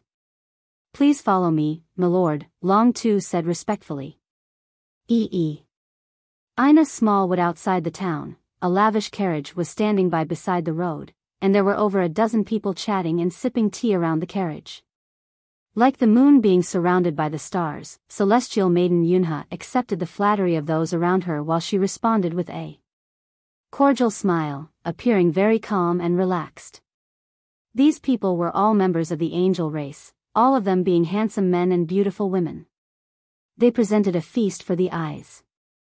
"Celestial maiden, that person is really putting on airs too much, actually forcing you to wait for so many days," someone exclaimed in displeasure. "That's right. Just who does he think our celestial maiden Yunhe is? He really should not have done so. Even if celestial maiden has a kind heart, and is not willing to speak up, we are still determined to seek justice for you." Everyone chattered spiritedly, trying their best to degrade Ling Han. They were naturally jealous because they knew that if it were them that had been late for so many days, there would be absolutely no way that celestial maiden Yunhe would be waiting for them. Celestial maiden Yunhe only smiled faintly, a hint of pride on her face. By now, she had advanced to the fifth severance, and this was precisely a moment when her spirits were the highest. She thought that the distance between herself and Ling Han had already shrunk endlessly, and she might in fact have surpassed him by now. True, Di Fei had indeed died by Ling Han's hand, but there were still differences in strength among fifth severance monarch tiers. At present, she felt that she was extremely strong, and completely had the strength that Ling Han possessed. To advance from the fourth severance to fifth severance was equivalent to breaching the gap between the fourth severance and dividing soul tier. This distance was naturally astonishing, and it was no wonder that she had such a high opinion of herself now. At present, she really wanted to have a spar with Ling Han. Right at this moment, Long Tu was seen leading someone here. What, a demon race? When everyone saw this, they all showed expressions of dislike and disdain. What member of the angel race did not hate the demon race? The power of darkness and light that both cultivated were natural enemies, and just barely maintaining peaceful relations was only possible under the pressure of the heavenly venerates. They had never imagined that the person that celestial maiden Yunhe had been patiently waiting for was actually a member of the demon race. Celestial maiden Yunhe nodded. He is indeed a member of the demon race. Just when she was about to introduce Ling Han, she suddenly realized that her knowledge of Ling Han was practically zero. In fact, she didn't even know his name. "Forgot to ask your name," she asked Ling Han. Ling Han thought, and then said, "My name is Ba." When everyone heard this, they were all gritting their teeth. This guy was really shameless. To actually call himself Ba. There were some names that one could not give himself on a whim. For example, you could not simply call yourself Sword King, Sword Emperor, or something like that. Otherwise, there would definitely be swordsmen coming to challenge you. The name Ba was an even greater mockery of the masses. Anyone who heard it would be displeased. Ba, right? Do you dare accept a spar? Someone issued a challenge towards Ling Han. Ling Han broke into a grin. Sure. However, everyone that has fought with me would mysteriously end up calling me father. Everyone was at a loss at first before realization dawned on them. If they ended up shivering from being beaten down on, and kept calling Ba, Ba, wouldn't it be calling him father? Why did this guy have such a mean tongue? From the very beginning, he was offending others. Zijian, stop. Celestial maiden Yunhe hurriedly tried to stop him. This challenger was only a fourth severance king tier. When against Ling Han, he was practically delivering himself up to be defeated. Furthermore, Ling Han dared to kill even Di Fei, so was there anyone else he did not dare kill? That challenger was naturally not convinced. In front of his goddess, how could he possibly cower? He humphed, and said, "Celestial Maiden, don't worry. I will observe propriety in my attacks." Xiao, he quickly charged out in attack without waiting for any further words from Celestial Maiden Yunhe. Everyone felt their vision blur, and the next thing they saw was that Ling Han had gripped the challenger by his neck. Ling Han slightly released the killing intent in his body, and the challenger instantly shuddered harshly, saying shakily, "Ba, ba, ba, ba." In everyone's ears, it did indeed sound like he was calling Ling Han father. This guy was really too mean to actually give himself such a name. Celestial Maiden Yunhe stepped out and said, "Brother Ba, I shall battle with you." Ling Han's enthusiasm waned. He had defeated even a 7th Lotus 3 Leaves King tier, so how could he possibly be interested to spar with a 6th Lotus Monarch tier? He merely yawned, tossed the challenger casually to the side, and said, "All right, I'll exchange a few moves with you." Everyone was extremely angered. Ling Han was clearly a severing mundane tier as well, yet actually dared to speak so proudly. He was really too arrogant. Celestial Maiden Yunhe set her eyes on Ling Han, and prepared to make a move, but while her eyes were fixed on Ling Han, a profound chill came to be in her heart, and she actually dared not attack. She instinctively felt that she would be harshly struck by Ling Han if she dared to move in the slightest, and would die an early, pitiable death. This was an intuition that she had gained only after advancing into the 5th severance, and she trusted this kind of feeling very much. According to her elders, this was an early warning about danger, and she could not take it lightly. To drum up courage for herself, she drew out a sword. It was entirely jade blue in color, and looked like crystal. At the same time, there were multiple ancient seals carved on its blade. This is the Jade Moon Lake Life Sword, the precious tool that has been passed through the generations of Celestial Maiden Yunhe's clan. No, no, no, this must be a subsidiary sword. Otherwise, how could Celestial Maiden Yunhe be allowed to take it out? Even if it is a subsidiary sword, it should still be extremely powerful. Why is Celestial Maiden Yunhe still not making a move? Everyone was stunned. It was as if Celestial Maiden Yunhe was dazed.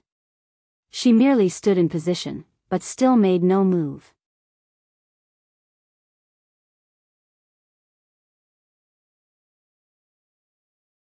Chapter 2283, Class Begins. Celestial Maiden Yunhe knew her own suffering. She did not dare to make a move at all. It was as if what she was facing was not a person, but rather a ferocious primitive beast. Once she made a move, she would be facing a terrifying counter, and would lose her life in an instant.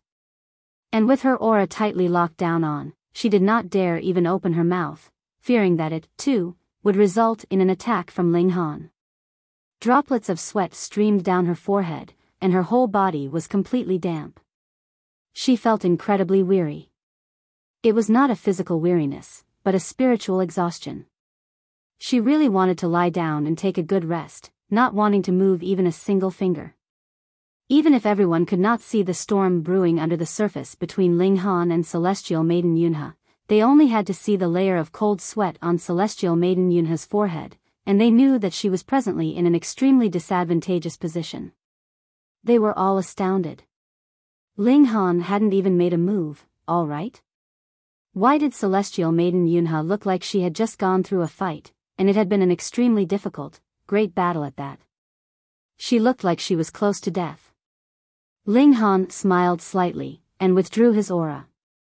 Instantly, he became harmless again. However, with the appearance of the demon race, he appeared slightly eerie and frightening. At this, no one dared to speak any further. Even an idiot would know that Ling Han was indescribably powerful, and Celestial Maiden Yunhe was not even capable of making a move. Celestial Maiden Yunhe breathed a sigh of relief. She finally understood that Ling Han had defeated Di Fei with a single move, not because the latter was too weak, but rather because Ling Han was too strong. This person's strength had even surpassed the range of monarch tiers.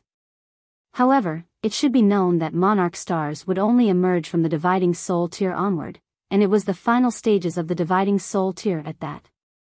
How could there be monarch stars in the severing mundane tier? A monarch tier was the strongest among them. With both of them being monarch tiers, why was there such a huge gap between them? She composed herself and said, "Everyone, please board the carriage. It is time that we should set out towards the 100 Battles Academy." No one spoke, and everyone merely boarded the carriage in silence. They were still in utter astonishment at how powerful Ling Han was. This carriage of celestial maiden Yunhe was extremely spacious. There was absolutely no problem even if over a dozen people boarded it together. Everyone sat down on the seats, appearing very reserved. From a certain aspect, this was also celestial maiden Yunhe's private domain. Ling Han boarded the carriage, and with a sweep of his gaze, he strode forwards with absolutely no reservations, and planted himself on the soft couch. It was naturally this that was the most comfortable seat here.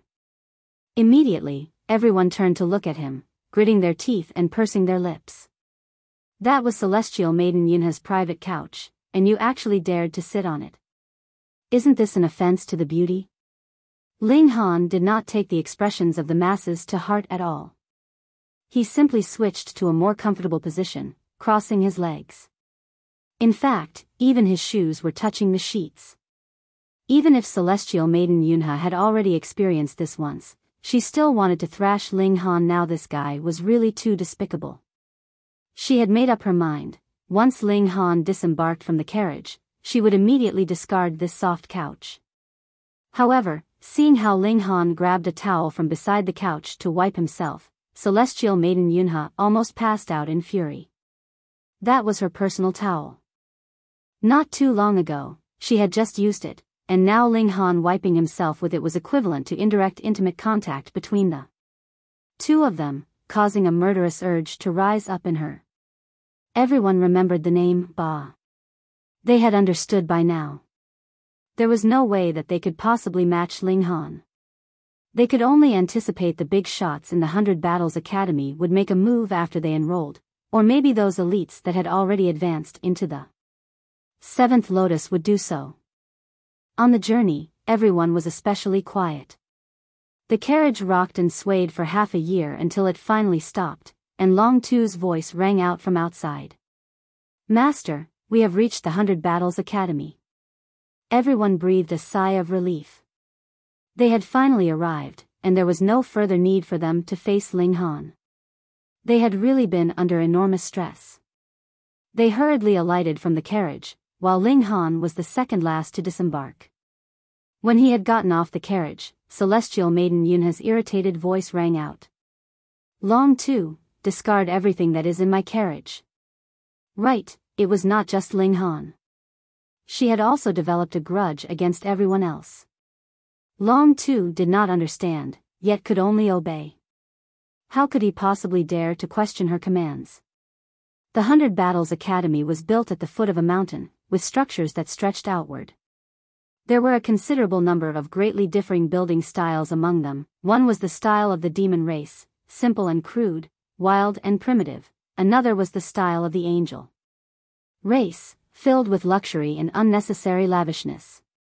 Even a small house would be built with all effort and the best materials. There were also multiple caves, eerie and frightening. Those were allocated for the insect race. There were also stretches of forest, with the main colors being white and gold. This was to accommodate the holy beasts. Ling Han and the others entered into the academy. Celestial maiden Yunhe made arrangements for them, so someone from the academy came out very soon, and conducted a selection process for them. Only those that had reached King Tier at least would be qualified to become disciples of the 100 Battles Academy. Ling Han's heart was a little heavy because the King Tiers of the foreign realm numbered far more than in the celestial realm. With just the numbers he had seen, there were astonishingly many of them, and in the greater environment of the entire foreign realm, this was definitely just a drop in the ocean. The overall level of this realm was higher than the celestial realms, so it could accommodate more prodigies and elites. Ling Han passed very easily. He was a monarch tier, and he would definitely be treated with great regard even in the forces of an 18th Lotus ancestral king. At present, he was a member of the demon race, so he was naturally assigned to stay in the demon quarters, staying together with his companions, who likewise had red skin, honed heads, and tails. If Ling Han had been given the choice, he would have definitely chosen to stay in the angel quarters. They were at least easy on the eyes. The main theme of the demon quarters was fighting. It was like they were all filled with endless energy. Sometimes, there would not have been any conflict at all. They merely wanted to fight because they were in a good or bad mood. Ling Han could not care less, and simply lay down in his rooms to sleep, waiting for classes to start at the academy. He was truly very interested in the cultivation world and history of the foreign realm. Also, why did the foreign realm have to invade the celestial realm? It was clear that the celestial realm had an inferior overall level of cultivation, so what could they do even if they succeeded in their conquest? It was one thing for the others, but why would the heavenly venerable tiers of the foreign realm have to move? They really could not gain any form of benefit. There must be something I don't know, Ling Han thought. This was also the reason why he wanted to come here. Several days later, there was information from the academy. Class would begin tomorrow, and the main lecturer was a 9th Lotus elite. After waiting patiently for a day, Ling Han went with a large number of his companions towards the plaza of the academy. In the 4 directions of north, south, east, and west, each zone was clearly separated. The demon race was on the east side, the angel race on the west side, the holy beasts on the south side, and the insect race on the north side. There was definitely no one who sat randomly. Ling Han's gaze swept over the masses, and he was secretly astonished. The number of king tiers and emperor tiers here was really astonishing, with their majestic life essence soaring sky high. Previously, in the neutral zone, he had killed a great many prodigies through deception. Initially, he had thought that it would be a severe wound to the foreign realm, causing a vacuum to appear in the next few billion years, but from the look of things now, he had really been too optimistic. There were over 10,000 people here, and the strongest among them was 8th Lotus. In other words, they were immortal palace tiers, but there were not many of them. It was said that the academy would ordinarily nurture their students up to the 7th Lotus, and they would leave upon attaining the 7th Lotus. Only the really outstanding figures would be able to stay behind, and continue to enjoy the resources provided by the academy. Hence, the 7th Lotuses that appeared here were Emperor tiers, at least, and those 8th Lotuses were definitely Monarch tiers. For the sake of survival. An elite shot forwards, the pattern of 9th Lotus blooming on his forehead. This was an elite of the insect race. He was just a giant ant, completely dark red in color, his joints like metal. For the sake of survival, everyone roared as well, appearing extremely excited.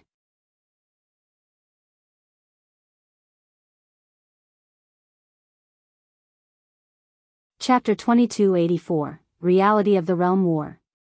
If these people had shouted, "Long live the foreign realm is invincible," and so on, Ling Han wouldn't have been surprised at all.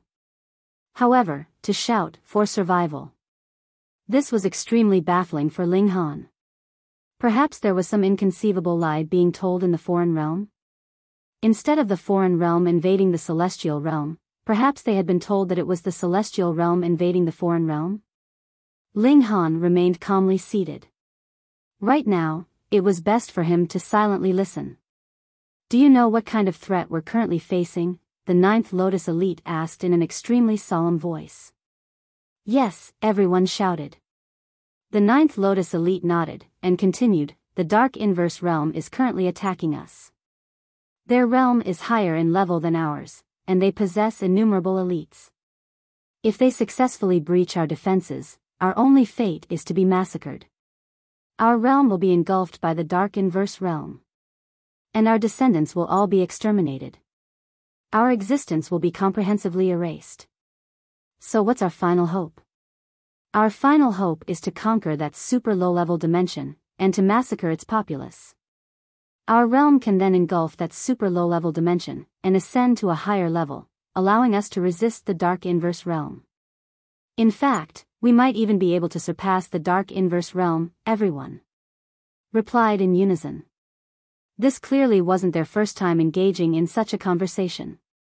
Upon hearing this, Ling Han was so astounded that he could barely speak. As it turned out, the foreign realm was also in a similar position to the celestial realm. They were currently being invaded by another higher-level realm. Their defenses might collapse at any time, leading to a massacre of their populace. When their defenses collapsed, could anyone survive the ensuing onslaught? The solution to this dilemma was also extremely simple. They would destroy the celestial realm, and use it to raise the level of their realm. By doing so, they could then resist or even defeat the dark inverse realm. As it turned out, the foreign realm had always been engaged in a war on two fronts. On the one side, they were at war against an invading realm, and on the other side, they were the assailants trying to invade the celestial realm. No wonder the heavenly venerates were so proactive. At the end of the day, it was all for the sake of survival. Hang on. Ling Han shook his head in his mind. Heavenly venerates were already transcendent above regulations, so just how much would they be affected if they resided in a different heaven and earth? No one knew the answer to this question. Perhaps they wouldn't be affected, or perhaps they would. However, even Ling Han himself could recultivate using the regulations of the foreign realm, so how was it possible that heavenly venerates couldn't? Heavenly venerates were unfathomably powerful, so even if the foreign realm were destroyed, heavenly venerates like heavenly venerate Qi Yen could still enter the dark inverse realm, and live a leisurely life. After all, just take a look at the composed demeanor of the three heavenly venerates from the celestial realm. They couldn't care less about the perilous situation of the celestial realm. Instead, they embraced this opportunity to attack their rivals. Thus, there was definitely more to this than met the eye. However, it was a shame that this kind of secret naturally wouldn't be revealed to the masses. Only those in the highest positions could know. A sense of fatigue washed over Ling Han. What did it matter even if they could stop the foreign realm? Once the foreign realm fell to the dark inverse realm, the next in line to fall would be the celestial realm. Moreover, if even the foreign realm couldn't resist them, just what chance did the celestial realm have? In addition, the foreign realm always referred to the celestial realm as a super low-level dimension, yet they still couldn't defeat it after such a long time. From this, it was clear that their level wasn't much higher. The same could be said for the dark inverse realm. That being the case, how could they defend against an invasion from a medium-level or high-level realm? Just thinking about this was tiring. Would they have to battle forever, until the end of time? Ling Han shuddered, and his feeling of despair rapidly vanished. What replaced it was a boundless fighting spirit. If defeating the foreign realm were the end of his journey, would life not become a huge bore? Even though Ling Han had never admitted this before, he knew what he felt in his heart. In reality, he greatly enjoyed his current lifestyle. To continually challenge himself and take risks added excitement and flavor to his life. It was this kind of life that he desired, not an eternal and unchanging life. To battle against heaven, to battle against earth, and to battle against others. What boundless joy! A faint smile spread across his face. He brimmed with fighting spirit, and he could barely contain his urge to immediately charge into a higher-level dimension and battle to his heart's content. Moreover, the heaven and earth of the foreign realm is clearly more tolerant toward heavenly venerates. Regardless of whether heavenly venerate Qi Yen steps forward or attacks, the heaven and earth of the foreign realm has never targeted him. That being the case, might there exist beings transcendent above the heavenly venerable tier in higher-level dimensions? Ling Han mulled over this question in his mind. This wasn't impossible. Moreover, there was now evidence to support this speculation. Very well, the ninth lotus said. However, if we want to invade the celestial realm, we must first become accustomed to battling in their realm. The regulations of the two realms are different, though this won't affect weak cultivators like us. We won't be targeted by the heaven and earth of the celestial realm. However, it's a different story for those at or above the celestial king tier. Thus, we're unable to unleash our full battle prowess at the celestial realm. We must prepare for such a situation. Otherwise, engagement in this war might lead to your deaths. The audience had likely heard this warning many times before. However, they still nodded with solemn expressions. Once their invasion transformed into a full-scale war, they would charge into the celestial realm even if they hadn't become ancestral kings yet. They would accelerate the death of the celestial realm, thereby allowing the foreign realm to more quickly ascend in level. Today's lesson was nothing more than an opportunity to instill a sense of impending danger in everyone's mind. The Dark Inverse Realm was waging an all-out war against them, and their situation was truly fragile and perilous. Only by conquering and engulfing the celestial realm could they be saved. As such, this was a righteous invasion. Ling Han was from the celestial realm, so he naturally wouldn't feel any sympathy for the foreign realm. Now, however, he at least knew why they insisted on invading the celestial realm.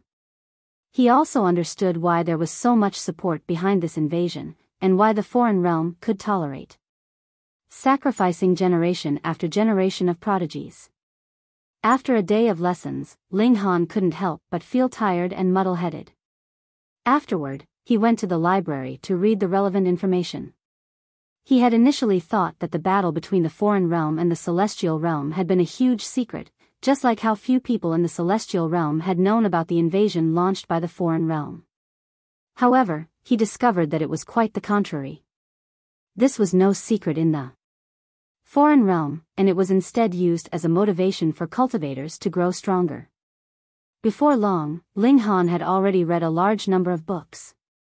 The realm wars were extremely cruel, and victory for one party would mean defeat and extermination for another. Their entire realm would be dissolved, and their entire population would be erased. This was because living beings were the foundation of a realm. If they weren't culled to a certain degree, the heaven and earth that they existed in couldn't be engulfed. As such, the primary goal of the foreign realm after invading the celestial realm would be to massacre its residents.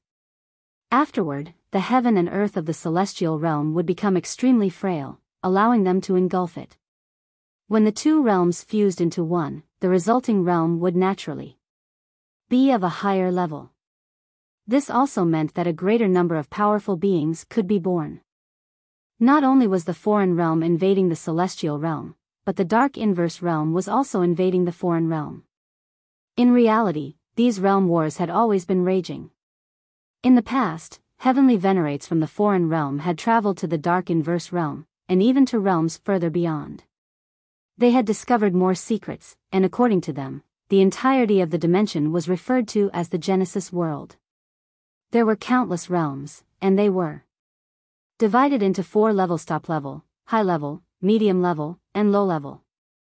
Both the foreign realm and the celestial realm were low-level dimensions. However, there were still countless other low-level dimensions, so it was possible to rank them in terms of strength. The celestial realm was most likely the weakest of the low-level dimensions. This was because they hadn't discovered any other neighboring realm apart from the foreign realm. Indeed, all ordinary realms would have 2 neighboring realms, one slightly stronger and one slightly weaker. If they didn't want to be engulfed by the stronger realm, they would only have one optionto engulf the weaker realm. Afterward, Ling Han discovered even more information. The celestial realm had only appeared 130 epochs ago, while the foreign realm had appeared 150 epochs ago. This was quite some difference.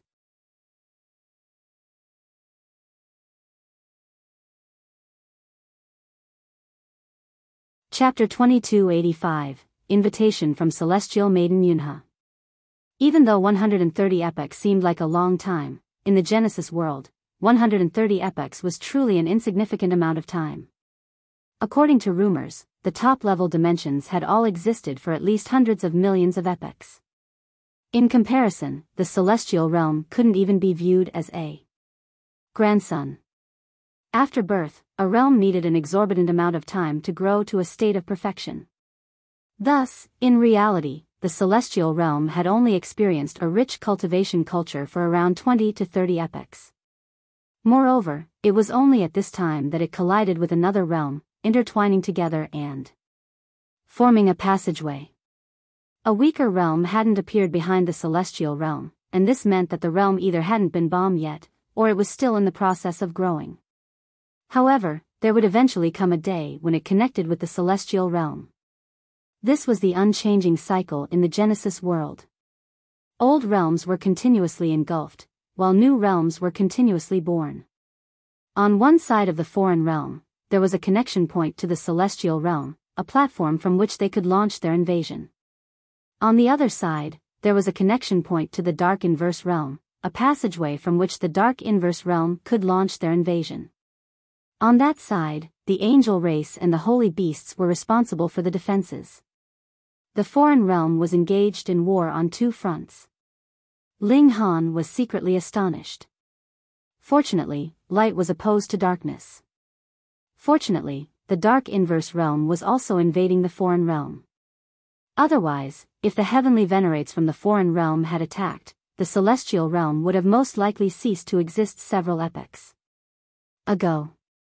The entire Genesis world is swept up in realm wars, and no one can escape from this reality, Ling Han said with a sigh. This was a cruel thought, yet it filled him with fighting spirit. At the same time, he was also weighed down with pressure. If an elite from a top-level or high-level dimension entered at this moment, could they perhaps exterminate all of their opponents in these low-level dimensions with their own strength? Strength. Only by becoming stronger could one stand up straight. Ling Han temporarily pushed his thoughts and curiosity of the realm wars aside. In any case, he would only become cannon fodder with his current strength. As such, his only option was to become stronger. He wished that the foreign realm could resist for a while longer, and he also wished that the celestial realm could resist for a while longer. He needed time to develop formidable power. The cultivation environment of the foreign realm was clearly superior to the celestial realms, since everyone was aware that they would be massacred by the dark inverse realm if they didn't first conquer and engulf the celestial realm. Thus, everyone prioritized cultivation. The heaven and earth of the foreign realm had also welcomed a prosperous age, with their celestial medicines far more abundant than in the celestial realm. The number of natural treasures was also greater, and this allowed the foreign realm to nurture countless astonishingly powerful prodigies and elites. In order to attack the celestial realm and defend against the dark inverse realm, the foreign realm had mobilized everyone that it could. For example, the 100 Battles Academy was one of the countless academies in the foreign realm. It was run by an ancestral king, and it was fully focused on nurturing the younger generation, thereby elevating the cultivation level of the entire foreign realm. Living beings were dependent on heaven and earth, and the power of living beings could also be fed back to heaven and earth. If everyone were as powerful as a dragon, the heaven and earth that they resided in would also become peerless in terms of power. It would suppress any assailants to an even greater degree. Ling Han involuntarily thought of the sealed emotion Heavenly Venerable and the others. They had blocked all information about the invasion by the foreign realm, and they had created a guise of peace. In reality, they were dampening the motivation of people, and they were weakening the power of heaven and earth. As such, it was only natural that the suppression provided by heaven and earth against the assailants was weak. Thinking further about their inaction, and Ling Han could categorically conclude that the three of them had zero intention of stopping the invasion by the foreign realm. Instead, they were weighing the celestial realm down, and they were eager to witness its destruction. So, why didn't they proactively turn traitors? This was because heavenly venerates weren't tolerated by the celestial realm's heaven and earth. They would be targeted if they showed themselves, and they would more so suffer a backlash from heaven and earth if they dared to interfere. Killing one or two people naturally wouldn't be a problem. However, if they killed too many people, the karmic backlash would certainly be too great even for heavenly venerates to handle. Ling Han came to a sudden realization. He finally understood why the ancient realm had been separated in two, and why the people from the ancient realm weren't allowed to enter the celestial realm. This was because if the ancient realm became whole, more people would enter the celestial realm. And more people would advance to the severing mundane tier, dividing soul tier, and even higher cultivation levels. At that time, heaven and earth would become more powerful, which was something not desired by the three heavenly venerates. Of course, there might have been even more reasons that Ling Han couldn't think of. Forget about this. I should cultivate and try to advance to the dividing soul tier as soon as possible. I'm clearly at the second secret already, yet I have to suffer as a fifth severance cultivator. This is a terrible feeling, Ling Han muttered. He stood up and left the library, heading off to cultivate. Even though the 100 Battles Academy was only founded by a 10th Lotus ancestral king, the facilities in the academy were all top-notch. For example, the time cultivation chambers could accelerate time up to 1,000 times. However, it wasn't easy to enter such cultivation chambers. One needed to possess the most brilliant cultivation talent. Even though Ling Han was a monarch tier, he still didn't have the right to enter such a cultivation chamber. If he wanted to, he would need to display even more talent. Before he even started to cultivate, the Empress, Yunhe, and bewitching Maiden Ro had already mastered the heaven-deceiving technique. Right now, they could genuinely wander around the foreign realm. Moreover, Yunhe's and the Empress cultivation had already returned to the fifth severance. Meanwhile, bewitching Maiden Ro also successfully advanced from the Emperor tier to the Monarch tier. She also advanced to the fifth severance. This was, of course, thanks to the mystical power of the 100 Fruits tree. She was extremely fortunate, and she managed to advance after consuming just 3 fruits.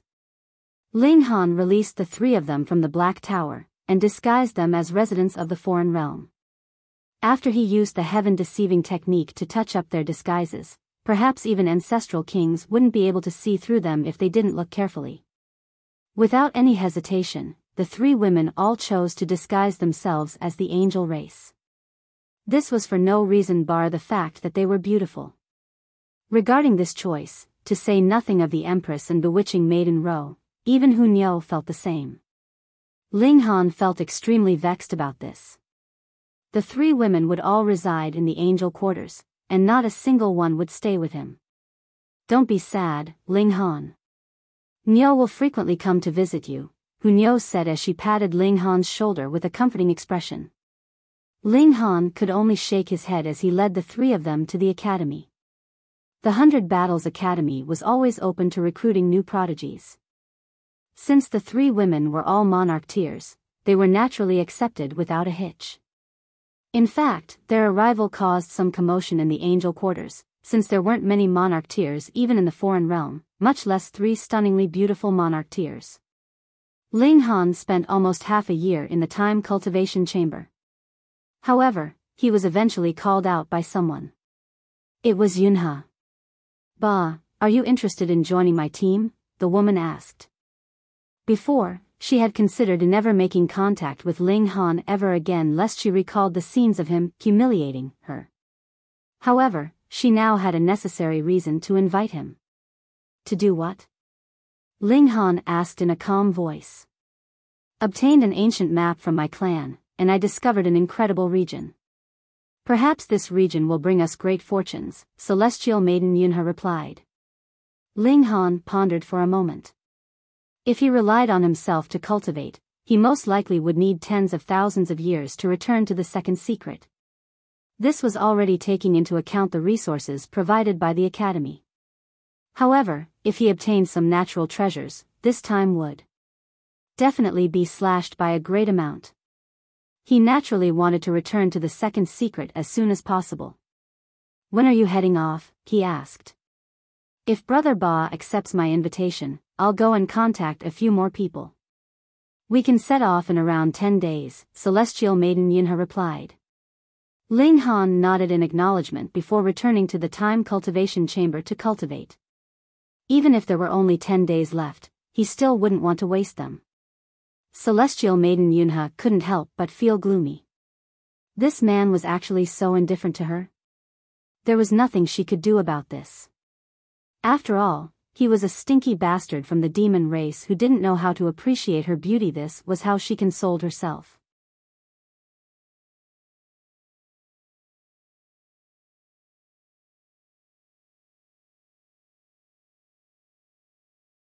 Chapter 2286, Taken Fancy To. 10 days passed, and celestial maiden Yunhe arrived as promised.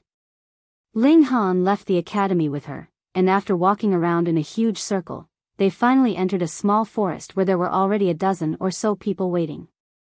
They were all beautiful members of the angel race. Upon seeing them arrive, 3 beautiful women from the angel race blinked at him in unison. However, this wasn't seen by the others.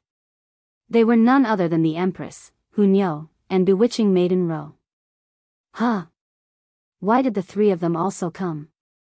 They were all monarch tiers, so it wasn't strange that they had been invited by celestial maiden Yunhe. However, it was strange that none of them had come to tell him. Perhaps they had wanted to give him a surprise. In any case, upon seeing that celestial maiden Yunhe had actually invited a demon, the remaining people all wore expressions of displeasure. What was the meaning of this? Celestial maiden Yunhe, why did you invite a demon to our party? A man asked. He had golden yellow hair, and his skin was as smooth and delicate as could be. In fact, it was perhaps more well-kept than that of most women. Celestial maiden Yunhe had already predicted their displeasure, and she said with a faint smile, Brother Ba possesses extraordinary strength, so he'll definitely be a huge help for this adventure. Haha, he's nothing but an ugly demon, the man said in disdain. So what if he's a monarch tier? We have a total of 7 monarch tiers here. Upon hearing this, Ling Han couldn't help but sigh with emotion in his mind. The 100 Battles Academy was only one of almost 1,000 academies in the foreign realm, yet there were already 7 monarch tiers standing before him.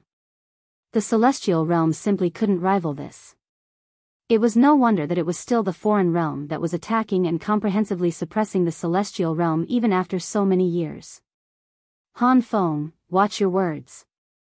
Celestial maiden Yunhe immediately said in warning. She had witnessed Ling Han's cold-bloodedness before, and she was also well aware of his heaven-defying power. She had been completely powerless before him. Celestial maiden Yunhe, have you been deceived by this brat's bombastic words? The man sneered. Celestial maiden Yunhe was a rising star in the angel quarters of the 100 Battles Academy. Before the arrival of Yunhe and the others, she had been a unique existence with no rival. Countless men had been enchanted by her.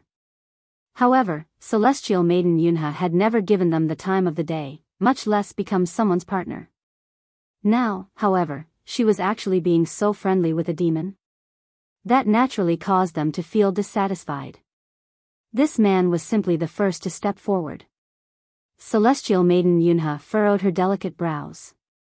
In reality, she was also extremely displeased with Ling Han. He had messed with her things without permission, and he also treated her with such apathy.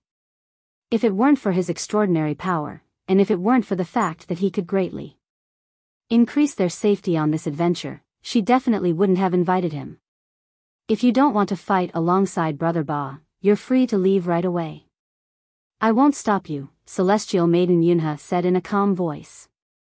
Everyone exchanged glances, and their expressions of displeasure became even greater. They felt like celestial maiden Yunhe was favoring Ling Han far too much. No matter how they looked, they couldn't see any redeeming qualities in the demon. Brother Ba, is it? I want to ask for some advice, the man said. He glanced at Ling Han, and his lips curled up in a light smile. Ling Han looked at celestial maiden Yunhe, and asked, It's fine if I kill a fool like him, right? Celestial maiden Yunhe hurriedly shook her head, saying, Han Feng is the young master of the Golden Sun clan, so please go easy on him, Brother Ba. Oh, okay then, Ling Han said with a smile. Upon hearing this, the angels became even more displeased. They had yet to fight, but the 2 of them had already concluded the victory of the demon in advance. How preposterous was this? After all, Han Feng was also a 5 Leaves monarch tier. Even if there were a power gap between monarch tiers, it wouldn't be so great, would it? Very well. Very well. The man said with a dark expression. He directly retrieved a glowing treasured sword which almost looked as if it were transparent. With a shake of his hands, 10 symbols instantly materialized on the sword. 10-symbol treasured tool, everyone exclaimed. In the foreign realm, the power of treasured tools was completely decided by the number of symbols that decorated them. However, at the 6th lotus, the upper limit was only 10 symbols. Even so, it was still extremely difficult to achieve. The materials needed and the skill requirement of the weaponsmith were far too great. Even though they were all emperor tiers or monarch tiers, it was still extremely difficult for them to obtain 10-symbol treasured tools. Generally speaking, they would only possess 8-symbol treasured tools. Even 9-symbol treasured tools were extremely rare. Han Feng had retrieved a 10-symbol treasured tool right away, and this was a clear sign that he was indeed burning with fury. He wanted to defeat Ling Han in a single strike. Come. With the treasured tool in hand, Han Feng instantly became filled with confidence. With his might as a monarch tier and the power of this 10-symbol treasured tool, it was only natural that he was now invincible. Since you're asking for a beating, I'll satisfy your itch, Ling Han said in a calm voice. With a casual wave of his hand, he pressed down at the man. Audacious, the man said with a humph. He raised his sword and slashed down at Ling Han. Wang! There was a brilliant flash of light. Ling Han didn't pay any heed to this, and his hand continued to press down. Pa! The sword light instantly crumbled, and Ling Han's hand was like a mountain as it pressed Han Feng to the ground. Han Feng lay sprawled, his face buried in the ground. Everyone was stunned. Han Feng had been defeated in a single exchange? One had to realize that he had retrieved a 10-symbol treasured tool, which could greatly increase his battle prowess. Yet, he still couldn't block a single strike from Ling Han. Celestial Maiden Yunhe seized this opportunity to ask, I take it that no one doubts Brother Ba's strength anymore? Even though she had already been aware of Ling Han's strength, this scene still caused her heart to waver. Everyone was speechless. If Ling Han were from the angel race, they would definitely walk up to him with delight. He would be like a shining star. Now, however, they only felt increasingly jealous of Ling Han. He was only a mere demon, so how could he be so freakish? Welcome to the team, Brother Ba, a man said with a smile. However, his smile was extremely forced. They exchanged glances, and they already reached a tacit understanding. Afterward, they would isolate Ling Han, and give him the silent treatment. Fortunately, even though Celestial Maiden Yunhe had seemingly fallen to him, there were still 3 stunningly beautiful women on the team. None of them was inferior to Celestial Maiden Yunhe. Let's head off, Celestial Maiden Yunhe said with a wave of her hand. After setting off, she introduced the other team members to Ling Han. Ling Han didn't pay any heed to the others, but he couldn't help but laugh out loud when he heard the names of Hunyo and the others. One was called Nyo, one was called Xing, and one was called Ro. They were truly lazy, and they simply used a character from their real name. Upon seeing Ling Han smile, Celestial Maiden Yunhe immediately said in warning, Brother Ba, it's best that you don't try to chase them. Why? Ling Han asked with a smile. Did he need to chase them? They were already his wives. Someone has already taken a fancy to them, Celestial Maiden Yunhe replied. So I'm not allowed to chase them then? Ling Han mused with a smile. Celestial Maiden Yunhe was instantly pissed off upon hearing this. She was as beautiful as a celestial maiden, yet he was completely apathetic as if he were blind. Despite that, he was attracted to the 3 of them at first glance. How was she any inferior to them? Just what kind of tastes did this rascal demon have? She humphed, and said, I might as well tell you then. Do you know who Yu Yuan is? No, Ling Han replied with an honest shake of his head. He had been immersed in cultivation recently, so how could he have had time to worry about other matters? Celestial Maiden Yunhe was rendered speechless. You don't even know Yu Yuan? Can we still continue this conversation? He's a monarch star, she said in a solemn voice.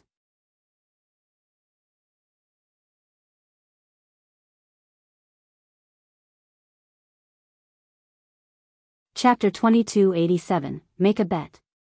Oh? Ling Han asked in a casual tone. Celestial Maiden Yunhe almost exploded with rage. Did this person not understand the concept of monarch star? She humphed, and continued, Yu Yuan is already at the third leaf of the eighth lotus. No matter how freakish you are, you still can't block even a single finger of his. He's the ace and the number one elite of the 100 Battles Academy. In the next battle of 1,000 realms, our placing will be determined by how well he can perform. Ling Han's interest was piqued upon hearing this, and he asked, what battle of 1,000 territories? Celestial Maiden Yunhe truly wanted to slap him across the face. He didn't even know about the battle of 1,000 territories?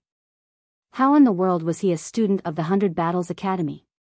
However, upon remembering that Ling Han was always cultivating in seclusion, she realized that he was perhaps truly ignorant of these matters. Our dimension has a total of 999 territories, each of which has an academy similar to ours. In order to motivate everyone to cultivate, a competition between the academies is held every 1,000,000 years, she explained.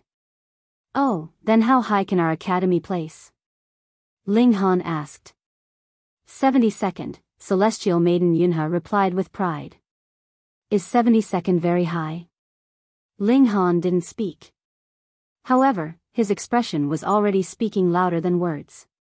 Don't think that 72nd isn't high.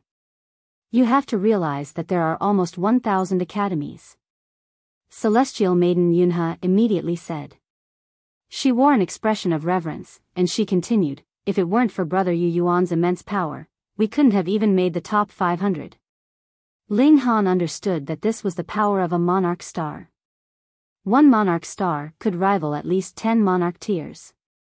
Scouring throughout the entire celestial realm, they could only scrape together 10 or so monarch stars.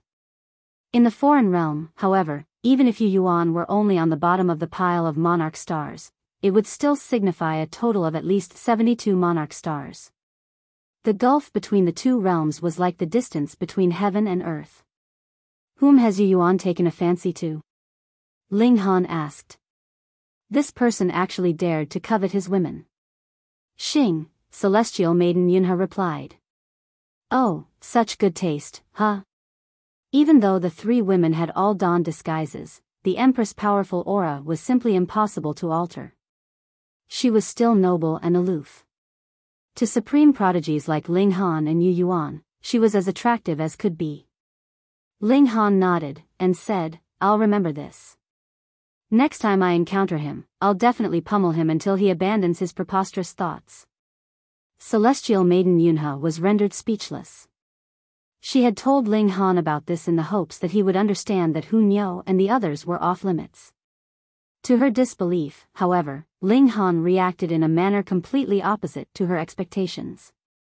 He was now in competition with Yu Yuan. What about the other two? Ling Han asked. Celestial Maiden Yunhe was flabbergasted.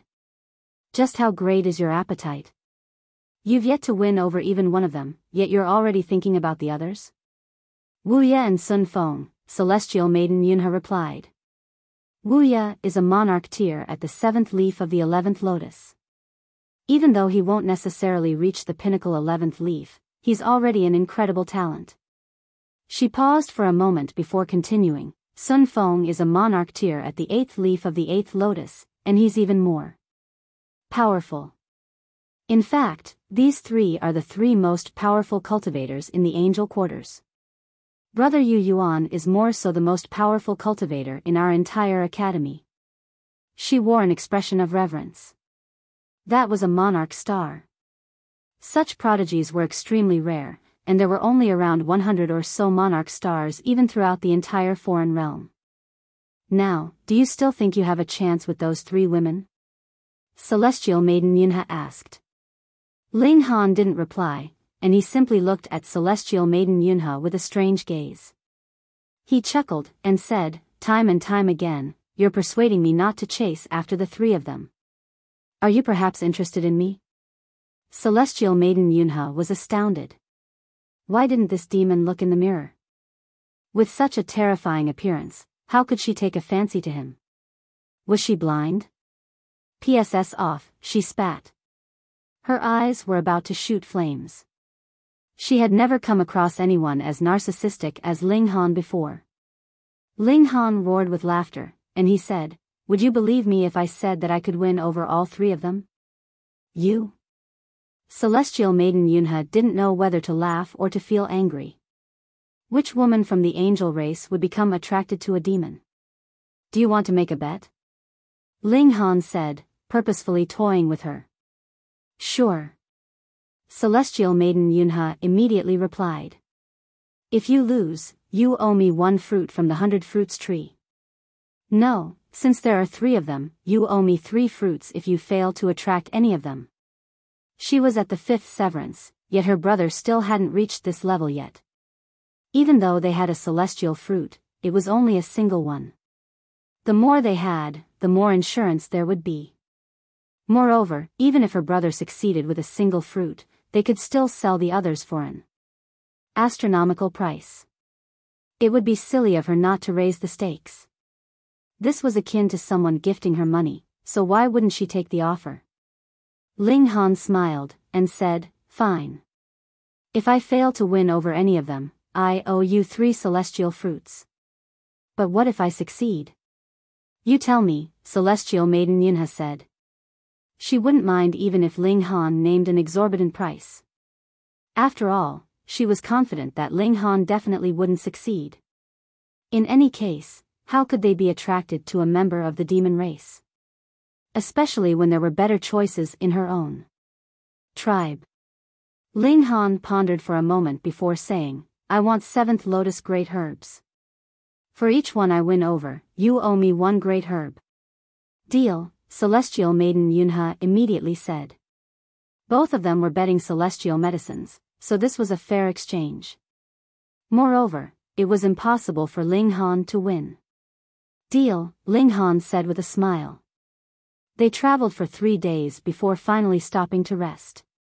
Sure enough, the others isolated Ling Han. They sat in a circle around the campfire, yet when they saw Ling Han walking over, not a single one of them shuffled aside to let him sit. Instead, they continued to eat and drink as if he didn't exist. Heh, so what if you're powerful?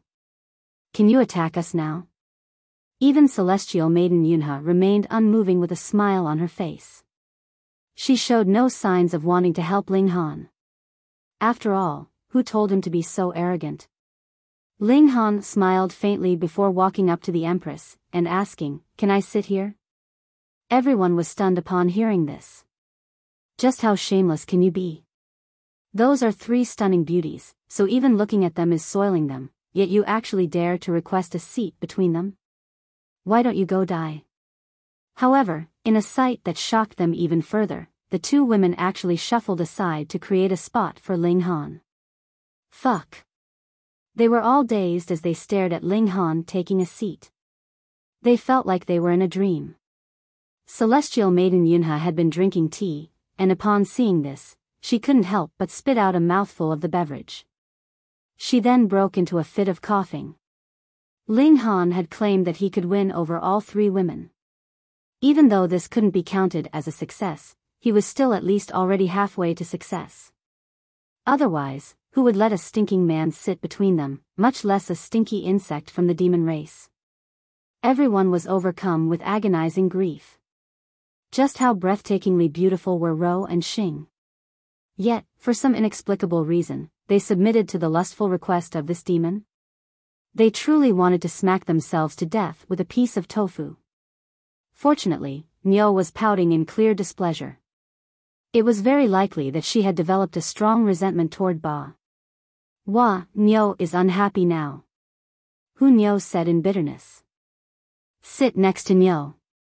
Sit next to Nyo, she shouted as she patted the space next to her. Holy fuck. Everyone choked and spluttered upon hearing this.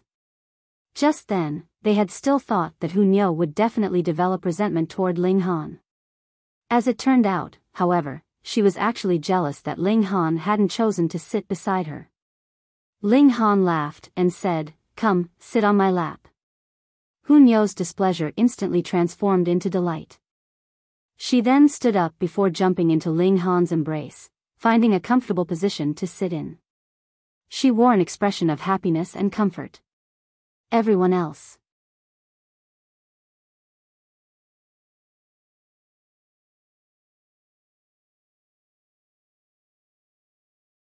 Chapter 2288, Swindling Others.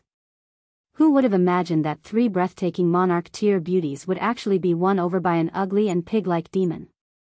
This was simply illogical. Ling Han toured around to raise his eyebrows at celestial maiden Yunhe as if he were telling her to uphold her side of the wager.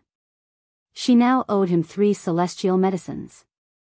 The others didn't know about their bet, so they instantly became so infuriated that they wanted to bash him to death. He had already won over 3 supreme beauties, yet he still wanted to flirt with celestial maiden Yunhe. Meanwhile, as a woman, celestial maiden Yunhe refused to believe that female monarch tiers would fall in love at first sight. This was especially so since the protagonist was of the demon race. Not only that, but all 3 of them had fallen for him in unison. She came to a realization, and she asked, "You were already acquainted, am I right?" Ling Han roared with laughter. He clapped his hands, and said, "Yes, indeed.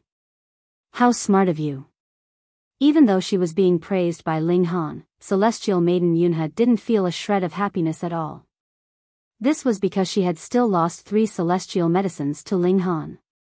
No, she had been swindled out of 3 celestial medicines. Ling Han had purposefully led her into a trap. She was extremely angry, yet she couldn't help but admire Ling Han's ability. As a demon, he had actually won the hearts of 3 stunningly beautiful angels. He was truly a god of relationships. Everyone was still eating, yet it was as if the food was all tasteless. The 4 stunning beauties had all been won over by Ling Han, and just thinking about this pained their souls. However, prodigies were prodigies, after all. After finishing their meal, they composed themselves and set off again. Nothing was as important as nurturing their own strength. Moreover, Hunyo and the others had already caught the eyes of Yu Yuan and the others. As such, when they returned to the academy, Yu Yuan and the others definitely wouldn't stand idly by as Ling Han embraced the women left and right. They continued to advance. At times, they would enter regions that were fluctuating with the regulation of light, and they would enter regions that were fluctuating with the regulation of darkness at other times. During the latter times, they would try to avoid the areas of concentrated regulations as much as possible, seeking areas that were more neutral. Fortunately, Ling Han's cultivation of the regulation of darkness wasn't powerful to begin with, so if he actively dispersed it, he wouldn't be affected by either the regulations of light or the regulation of darkness. Hunyo and the others had even lower mastery of the regulations, so they were naturally affected even less. Even though the 2 can't be cultivated in unison, one can take the time to analyze both and use them as a reference, Ling Han thought to himself. Heaven and earth were paramount, and their power was profound. Meanwhile, regulations were the materialization of heaven and earth's power. It was tangible, and it was comprehensible. It was no longer mysterious and elusive. By comprehending both the regulation of light and the regulation of darkness, perhaps he could discover the secret to the foreign realm's power. Add to this the fact that he had once been the ruler of a realm, and this would benefit him even more. He could transcend the regulations, and directly reach the fundamentals. Why was the core of heaven and earth so important? This was because it could allow one to witness matters transcendent above the regulations. Thereupon, one could obtain the knowledge to transcend the regulations. 3 months later, they arrived at the foot of a tall mountain. According to the information from my clan, this is most likely the tomb of an ancient elite, celestial maiden Yunhe said. She was finally willing to reveal some secrets. Before this, her lips had remained sealed. This is an examination given to me by my clan, and they want to see whether I can successfully unearth this ancient tomb or not. She looked at the others, and continued, "Please help me with your full strength." After opening the ancient tomb, everyone can take a treasure of their choice. If there are cultivation techniques, everyone can also make a copy for themselves. It's our honor to help you, Celestial Maiden. That's right. No need to mention treasures and whatnot. As long as there are cultivation techniques. Everyone was extremely polite. This was mainly because they already had no chance with Yunhe and the others. Meanwhile, Celestial Maiden Yunhe still hadn't fallen yet, so they naturally returned their gaze to her. Then I'll take this opportunity to thank everyone first, Celestial Maiden Yunhe said as she curtsied to them. She then led them onto the mountain. She would frequently stop after walking for a while, and she would close her eyes to mull over something. Only after a moment would she start walking again. There was definitely an extremely complex map in her mind. Otherwise, there would have been no need to pause so often. Ling Han carefully observed his surroundings, and he discovered that there was indeed something peculiar about this place. The rocks were like pillars, with each of them upright and tall. He hadn't felt anything at first, but the further they ventured, the thicker the fog became. This seriously affected their vision. This was a formation. Roar. There was the howl of a beast, and a snow-white tiger suddenly lunged out from behind a stone pillar. It had a pair of wings, and it was clearly a holy beast. There was a snow-white lotus on its forehead, one with 7 petals and 2 leaves. Everyone's expression changed drastically. Even though there were many monarch tiers among them, those at the 5th severance could only rival those at the Yang Soul. After all, there was still a major tier between them. Now, however, this holy beast was at the Yin Soul, meaning that it could rival 10. 5th severance monarch tiers. Moreover, this was under the condition that this holy beast wasn't a king tier or an emperor tier. Otherwise, it could easily obliterate them. Enter the formation. Celestial Maiden Yunhe cried. Before coming here, they had already made the necessary preparations. As such, they naturally wouldn't be sent into disarray by the appearance of a second leaf 7-petal holy beast. They immediately entered a formation, with 7 people in each subgroup. They could combine their power together, and they could unleash a battle prowess greater than if they simply fought together with no formation. Celestial Maiden Yunhe took the lead as she immediately charged at the tiger. However, Ling Han squinted his eyes as he observed this. The appearance of this tiger was far too strange. He had a nagging feeling that this wasn't a real tiger, but instead an illusion created by a formation. Boom! Celestial Maiden Yunhe's attack landed, and the tiger instantly shuddered before vanishing without a trace. Huh! Where has that holy beast gone? Perhaps it's mastered some spatial secret technique, allowing it to escape. That's right. How can a 2-leaf 7th lotus holy beast be killed so easily? They didn't dare to drop their guard, and they all remained extremely vigilant and careful lest the holy beast suddenly appeared and attacked them again. Ling Han smiled, and said, "No need to be so worried. This is most likely an illusion formation, so that holy beast can't possibly appear again." How conceited, the others said with a shake of their heads. Which part of that holy beast looked fake? Right at this moment, there was a flash of white as another holy beast appeared. It was a snow-white wolf that had a pair of wings on its back. Only its eyes were golden, and its appearance was extremely mighty and domineering. There were 7 petals and 3 leaves on its forehead. Not good, everyone exclaimed. Their expressions changed again. They could rival 2-leaf 7th lotus elites, yet those at the 3rd leaf were far too powerful. If they battled head-on, their only fate would be death. As such, only fools would charge into battle. Retreat first. Celestial Maiden Yunhe hurriedly shouted. Everyone retreated, and only Ling Han remained unmoving. The white wolf roared as it lunged at Ling Han. Ling Han stood with his hands clasped behind his back, completely ignoring the holy beast. Whoosh! The white wolf landed upon him, yet it directly passed through his body. It was as if Ling Han were transparent. It's genuinely an illusion, everyone exclaimed in astonishment. They then looked at Ling Han in respect and admiration. They truly hadn't discovered anything wrong with the white wolf. The gulf between their observation skills was extremely clear. Ling Han simply wore a faint smile. It was more so a sixth sense that had told him that the holy beast was fake. Moreover, he hadn't possessed this kind of sixth sense before. It had only been nurtured after he had become the ruler of a realm. This was because the ruler of a realm could transcend the regulations and directly observe the fundamentals.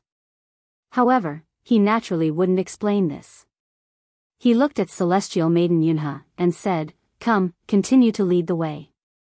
Being able to see through these illusions was one matter, and wanting him to shatter this illusion formation was another matter altogether.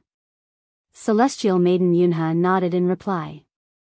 At the same time, she breathed a sigh of relief in her mind. Fortunately, she had invited Ling Han to come along, or they would have been greatly troubled by these illusions of holy beasts, and they might have even chosen to give up and leave. She analyzed the map in her mind before setting off again.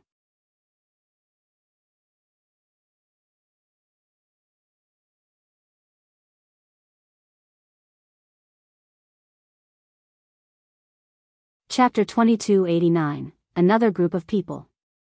This time, regardless of what holy beasts appeared, and regardless of how powerful they were, everyone ignored them as they bravely marched forward.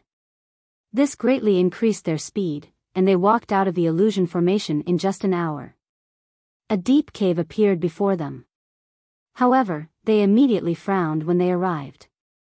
This was because there was already another group of people standing before the cave. Huh!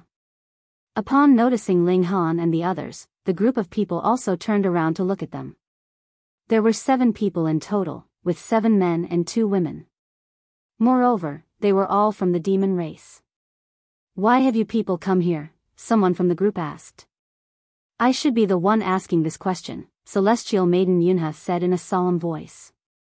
A demon stepped forward and said, "Oh, you're celestial maiden Yunhe from the Jilua clan, right?"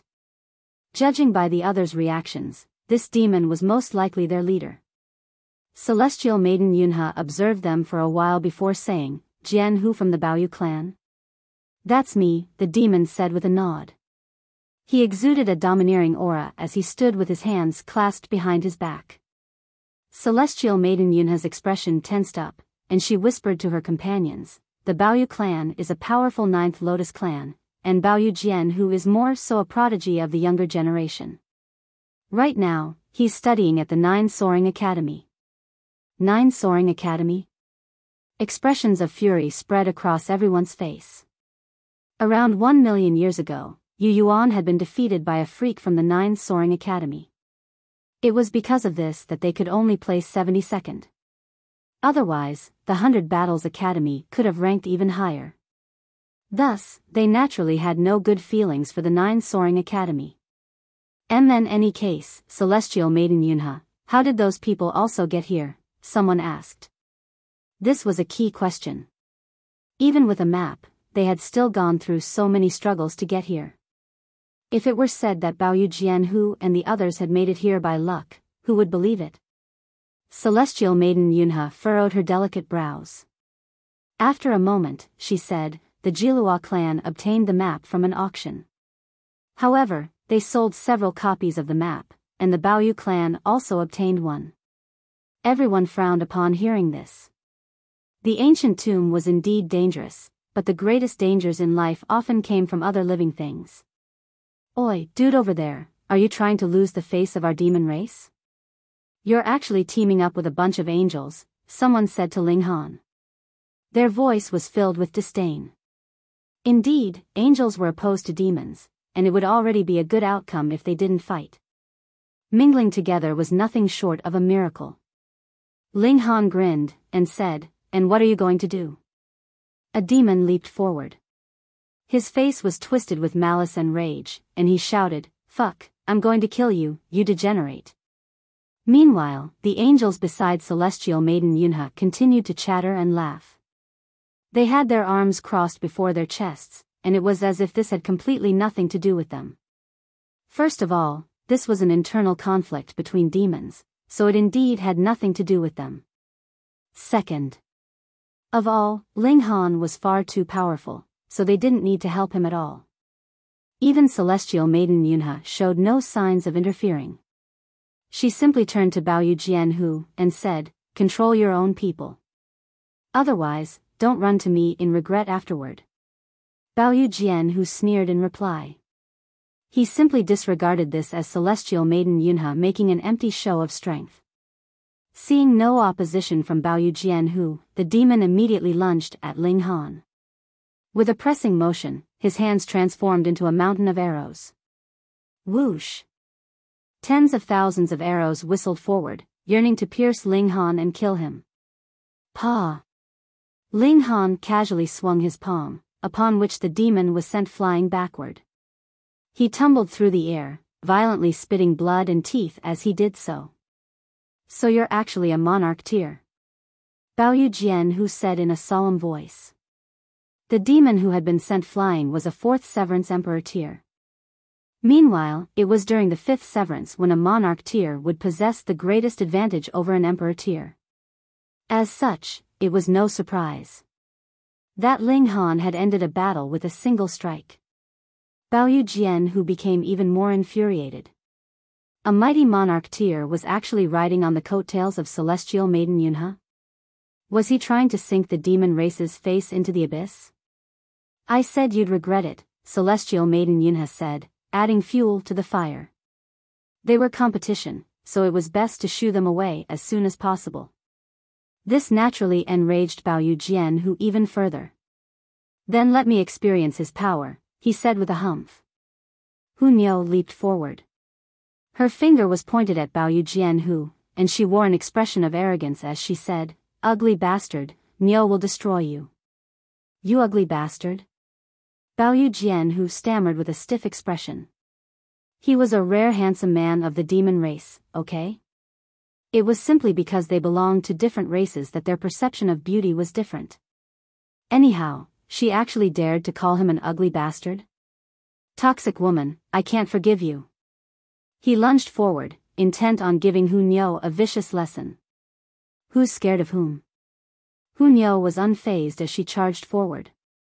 Pang, pang, pang. The two people immediately broke into a battle. To everyone's surprise, it was actually Hunyao who was enjoying the upper hand. Moreover, this was a significant upper hand. This was only natural. Hunyao had originally possessed the talent to become a monarch star, and it was only because there weren't enough source powers of heaven and earth, and because she only had the brand of a 9th heaven celestial king that she hadn't been able to cultivate a 9th divided soul. However, she was still a top talent among monarch tiers. Now that she had cultivated the regulations of the foreign realm, she had more so elevated her battle prowess to an even higher level. In reality, her true battle prowess was already no weaker than that of monarch stars. How could Bao Jianhu rival this? The young lady hooped and shouted, and as she swung her dainty fists, she appeared as beautiful as could be. However, the might of her attacks was immense, and Bao Jianhu was completely suppressed by her power. After several dozen more exchanges, the young lady sent Bao Jianhu flying with a violent kick. She obtained a flawless victory. This was only a battle at the severing mundane tier. If they had been at a higher cultivation level, Hunyao's battle prowess would have given her an even greater advantage. It was only after reaching the dividing soul tier that the gulf between monarch stars and monarch tiers became more apparent. The demons on Bao Jianhu's team were deeply astonished. They hurriedly helped Bao Jianhu up before turning around to flee. In fact, even the angels on celestial maiden Yunhe's team were transfixed with shock. They indeed knew that Hunyao was a monarch tier, yet they hadn't imagined that her battle prowess was also so formidable. This kind of battle prowess was quite unusual. How could the gulf between fellow monarch tiers be so great? Niao is indeed powerful, Hunyao said with her hands on her hips. She was brimming with smugness, and she appeared very beautiful like this. Celestial maiden Yunhe suppressed the shock in her mind before taking a deep look at Hunyao. Only after a brief moment did she say, "Let's head inside." They entered the cave. It was pitch black inside, and there was also an indescribable stench of decay. This was a pungent smell. After arriving at the end of the cave, they found a large corpse that had lain at rest for heaven knew how many years. It was mostly decayed, with only its skeleton remaining. It was draped in a golden robe, and it was emitting an intense stench. What kind of joke was this? Someone couldn't help but say, "This is the ancient tomb? This is the ancient corpse." Celestial Maiden Yunhe shook her head. She pointed at the corpse and said, "Move this corpse away." Everyone exchanged glances, and two people immediately stepped forward to remove the corpse. "Huh! There's another cavern behind this corpse," the two people exclaimed. Ling Han also looked over. Sure enough, the large corpse had blocked the cavern behind it, making this place seem like the end of the cave. Whoosh!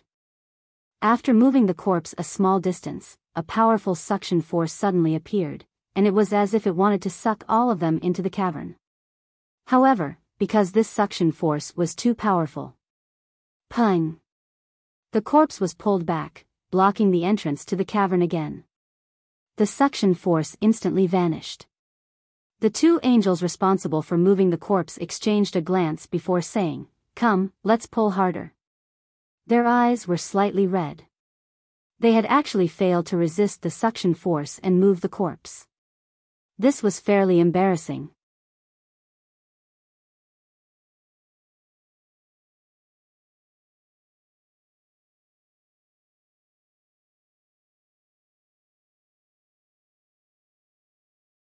Chapter 2290, Entering the Cavern. 2/5 Severance cultivators had actually failed to move a corpse. Was this not a hilarious joke? They went to move the corpse again, and they both exerted their full strength. One side of the corpse was easily moved, yet when that cavern was slightly exposed, that overwhelming suction force appeared again. Regardless of how red-faced with exertion the two people became, their attempts to move the corpse were simply futile.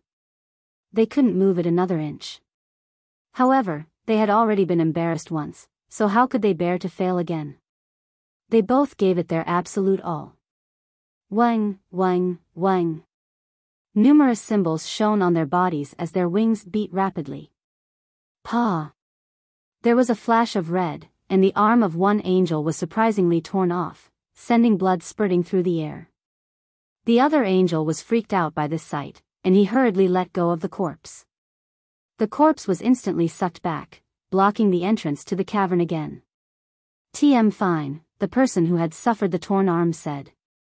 As he channeled the power within him, the power of regulations enveloped him, causing a new arm to immediately grow out. This consumed a certain amount of his blood essence and power of regulations. As long as they didn't suffer extreme wounds, cultivators above the severing mundane tier could all recover at a rapid speed. This was because they didn't need to expel foreign martial intent. "How did you get wounded? Is there something strange about this corpse?" Celestial Maiden Yunhe asked in a grave voice. "No," the person said with a shake of their head. Slightly embarrassed, he continued, "I exerted too much strength, and it was because of this that I lost my arm." Everyone breathed a sigh of relief. However, this was quickly replaced by a feeling of shock. He had actually exerted so much strength that he pulled an arm off. Just how hard was he pulling? More importantly, he had already exerted so much strength, yet he still couldn't move that corpse. The immense power of the suction force was clear for all to see. Moreover, this corpse was far too sturdy, was it not? It had already been reduced to bones, and it was eternally at the mercy of this suction force, yet it still remained intact. This was truly astonishing. "This robe is most likely a precious treasure," someone said with sparkles in their eyes. They stared at the robe on the corpse. Everyone nodded in agreement. This robe had been able to resist the power of the suction force, so its defensive ability could at least rival that of 4th Severance Emperor tiers. This was the cultivation level of the two angels just then. A 5th Severance Monarch tier stepped forward and said, "Let me try." Another 5th Severance Monarch tier came forth and said, "I'll give you a hand." They grabbed the corpse together, one taking its left hand and one taking its right. They then pulled at it with force. The corpse was shuffled over, and the suction force instantly appeared again, as violent as could be. The two monarch tears exerted their full strength, and the veins on their foreheads were already bulging.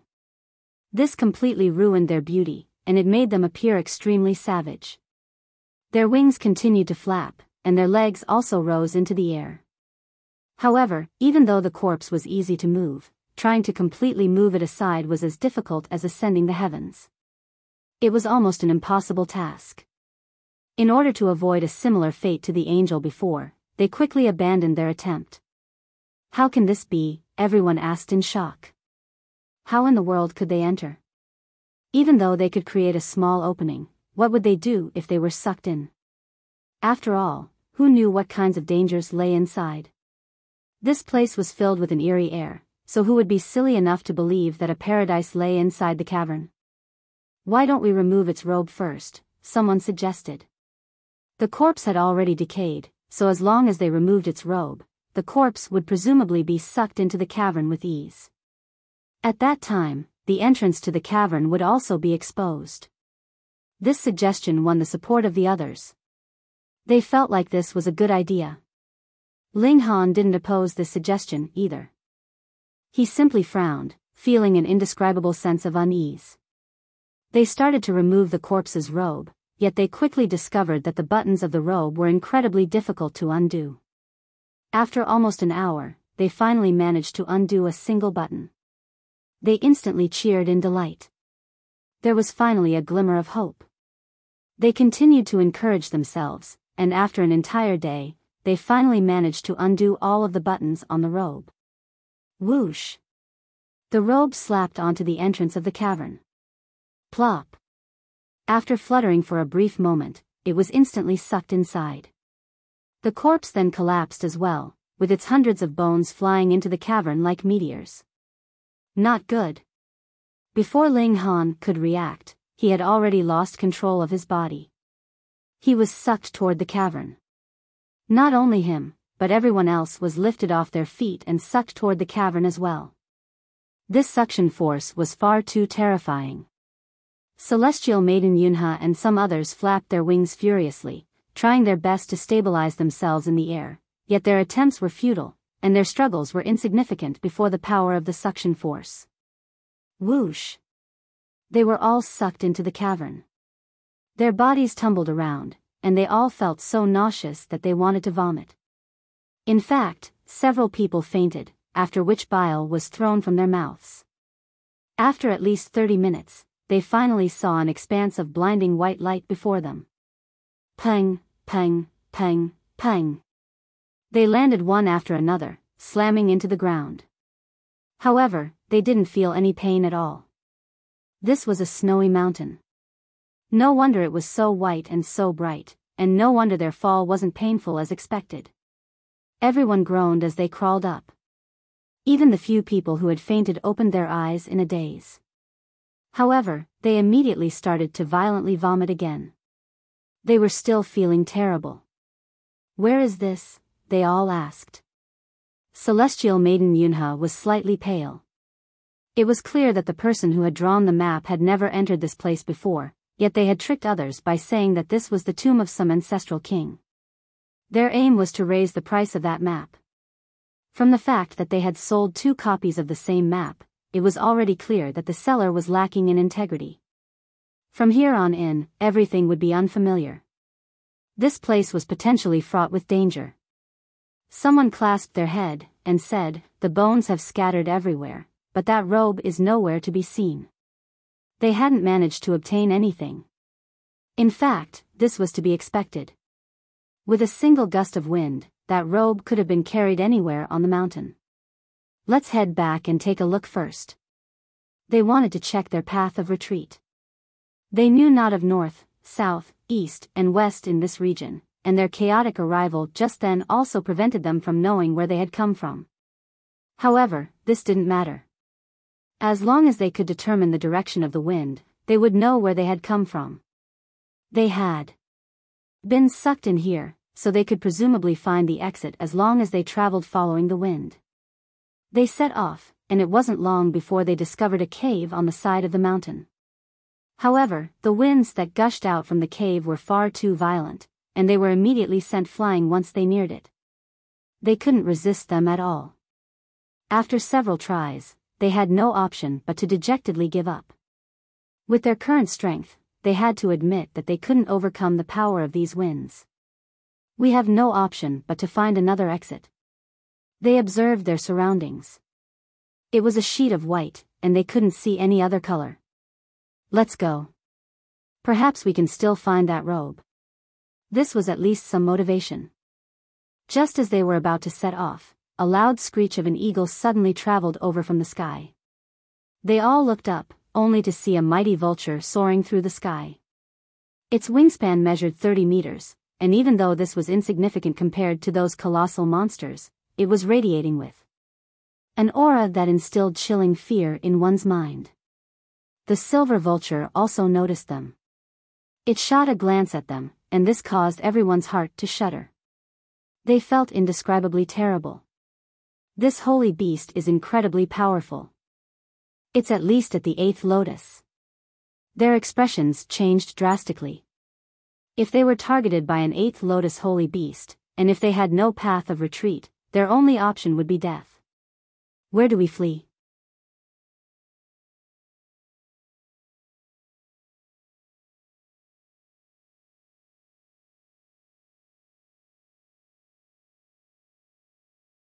Chapter 2291, Youth. The silver vulture gave a violent screech as it instantly folded its wings and swooped down. Its wings cut through the air like sharp blades, creating a vacuum in its surroundings. It was as quick as lightning. Go to the cavern entrance. Ling Han shouted. At the same time, he grabbed Yunhe and the others as he immediately dashed away. The others all faltered briefly before immediately coming to their senses. They also ran back to the cavern entrance. The silver vulture forcefully beat its wings, changing its rapid dive into a quick glide. It then extended its claws, grabbing at Ling Han and the others. It was truly a powerful holy beast. It was clearly still dozens of meters away from them, yet the permeation of its terrifying might was so overwhelming that they felt as if their skin were about to tear. Only Ling Han was unfazed. His cultivation level had fallen, yet his physique hadn't become weaker. It was still incredibly powerful. In fact, he could face this attack head-on and still remain unfazed. How could he feel uncomfortable with the mere might of the 8th lotus holy beast alone? The arrival of the silver vulture's attack was imminent. Pung! However, its entire body was blasted back by the wind, and it couldn't put up any resistance at all. In the face of that terrifying wind, even a cultivation of the 8th lotus was useless. Everyone roared with laughter. Not only had they escaped from great danger, but they had even caused that silver vulture to become so disheveled. They had exacted revenge, and this filled them with delight. After a while, the silver vulture composed itself, and violently swooped toward them again. Pung! However, when it arrived in the region of the violent winds, it was instantly grabbed by the air currents and sent flying into the distance. It instantly vanished from sight. Big bird, why don't you come again, huh? Yunhe waved her arms at the large vulture, provoking it to attack again. Come on, we're waiting for you here, the others also shouted in a mocking tone. The silver vulture circled in the sky. However, it didn't make any reckless moves to attack them again. It had already developed deep apprehension for those powerful winds.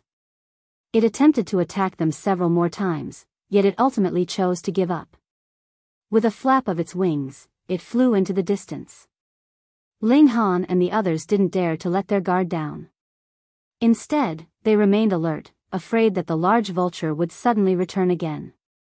After waiting for 3 days, and seeing no sign of the large vulture in the sky, they finally descended the mountain and set off again.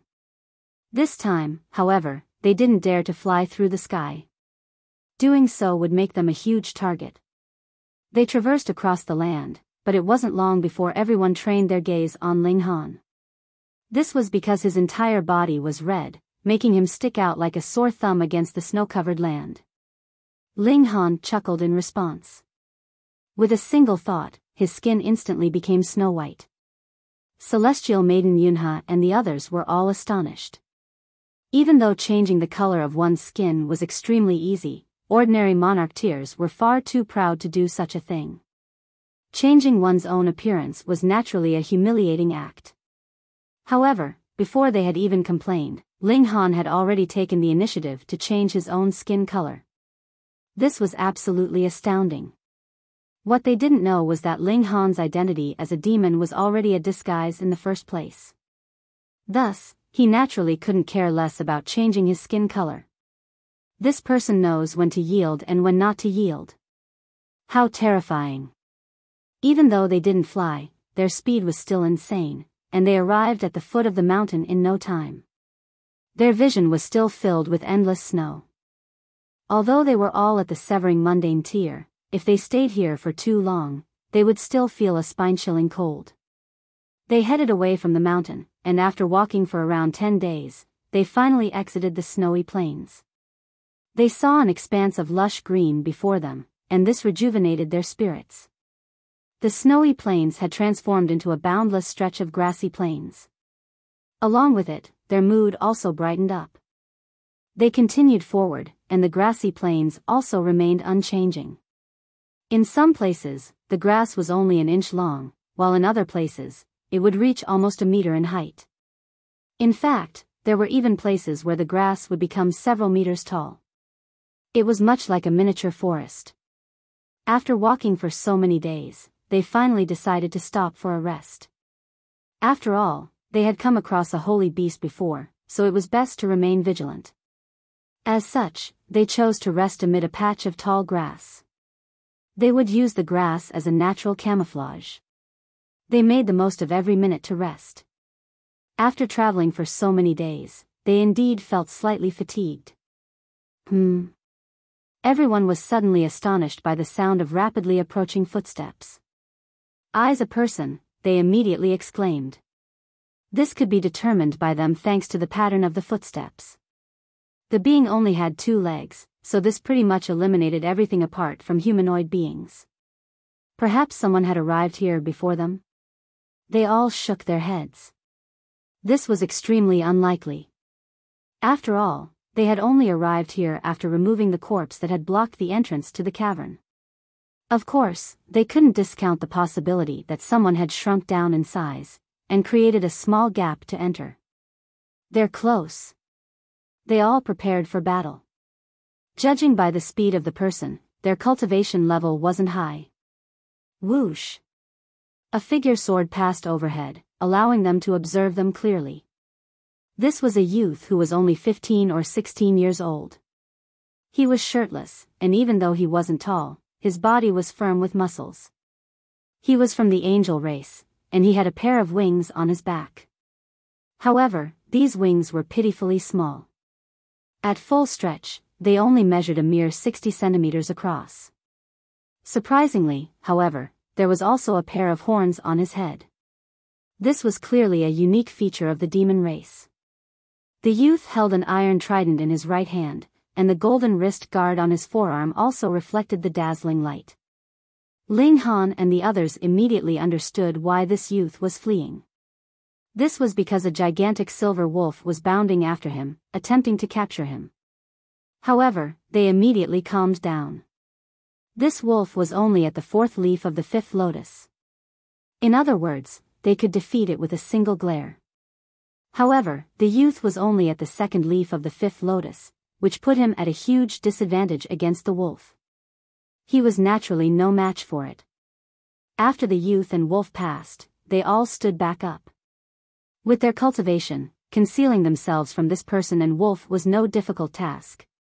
They exchanged glances, and they could all see the astonishment on each other's faces. This was because this youth was clearly too weak to have entered from that cavern entrance on the snowy mountain. This was an indigenous person. Just where in the world was this place? They followed the youth, and they were in no hurry to interfere. The youth continued to flee, yet his speed was no match for the wolf's. The distance between them grew smaller and smaller. In less than 15 minutes, the wolf arrived behind him, and it swiped at the youth's exposed back with a stretch of its right paw's claws. Right at this moment, the youth let out a loud roar as he stamped his right foot and suddenly turned around. He faced the gigantic wolf, and violently thrust his iron trident forward.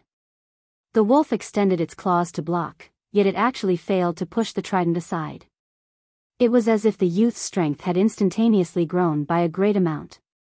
Pooh! The trident stabbed the wolf's left eye, sinking deep into its skull. Pung!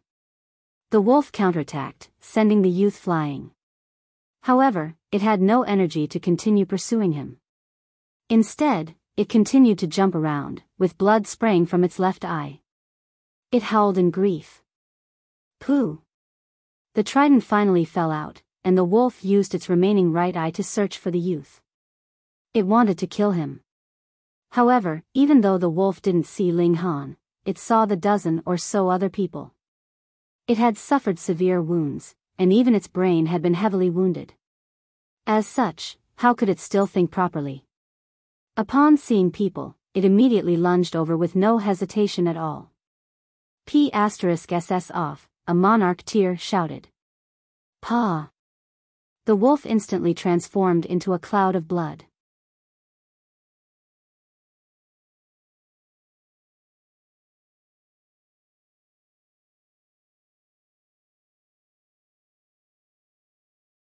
Chapter 2292, Strange Wrist Guard. A mere Genesis tier demonic beast was nothing but trash before a 5th Severance monarch tier. It was ripped apart by a single roar. My wolf! My wolf, the youth exclaimed as he crawled up from the floor. There was a bleeding wound on his lower abdomen, yet he didn't pay any heed to this. Instead, he was dazed as he stared at the remains of the wolf with a dejected expression. Give me my wolf back, the youth shouted. His daze suddenly transformed into fury, and he instantly tuned around to yell at the monarch tier. The monarch tier was extremely displeased. Just what kind of status did he possess? Yet, a mere 5th Lotus cultivator dared to yell at him? Absolutely ludicrous. He raised a hand and pointed at the youth. Even if he didn't kill him, he would give him a bitter lesson. Ling Han chuckled as he casually waved a hand. Pung!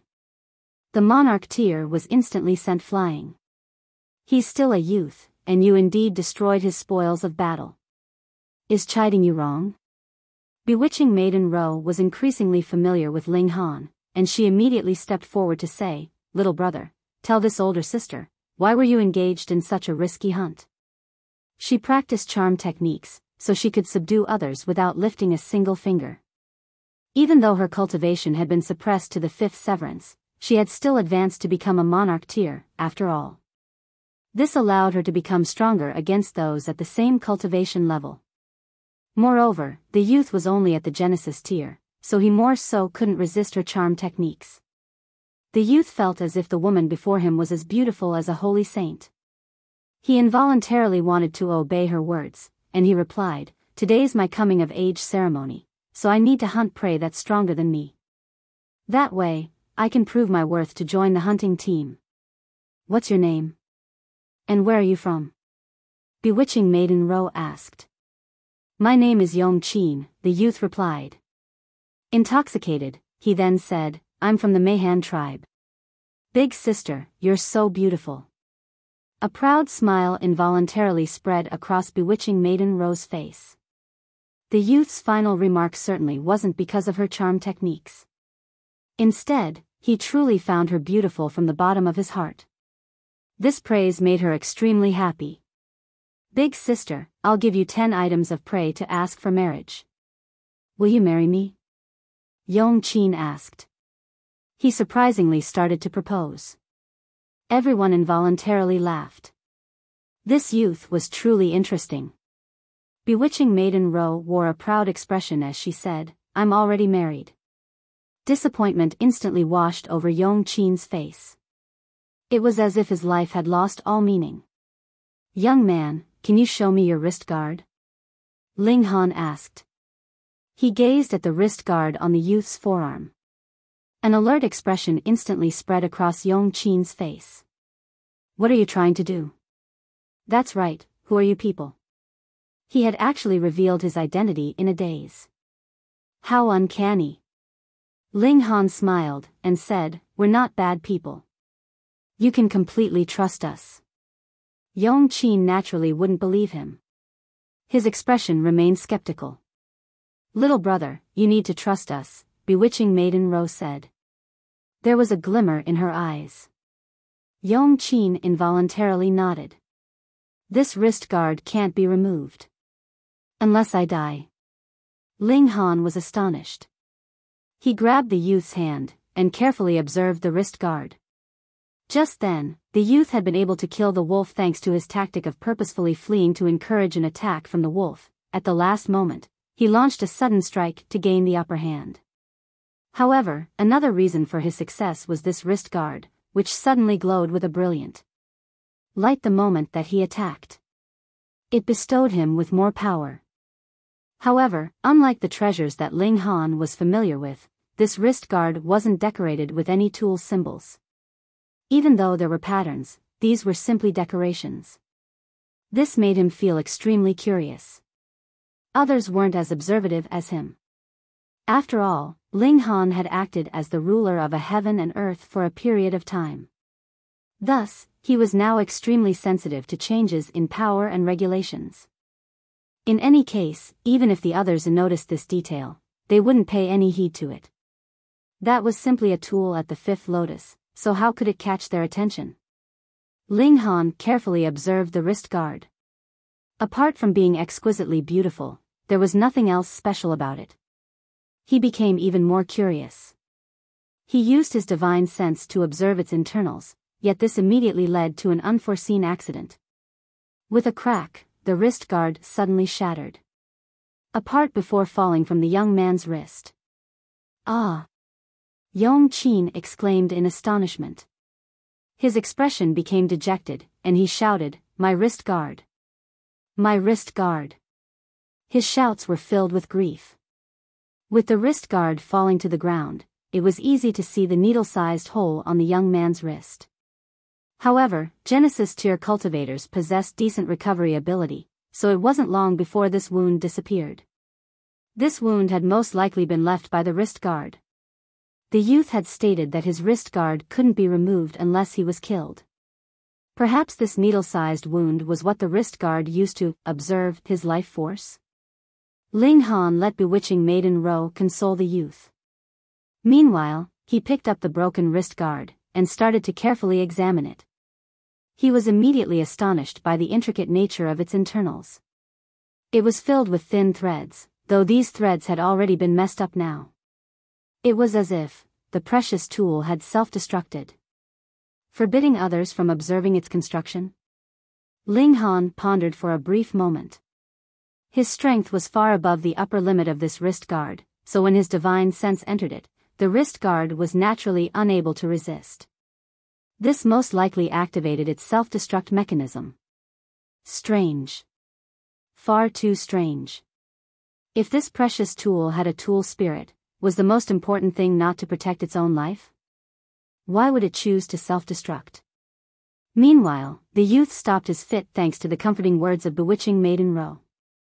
However, he still wore an ashen expression. According to him, precious treasures like this wrist guard were extremely valuable in his tribe. They were symbols of status. If they were destroyed, their owners would also be belittled and disdained by the rest of the tribe. Ling Han was extremely interested, and he said, let's go and take a look at his tribe.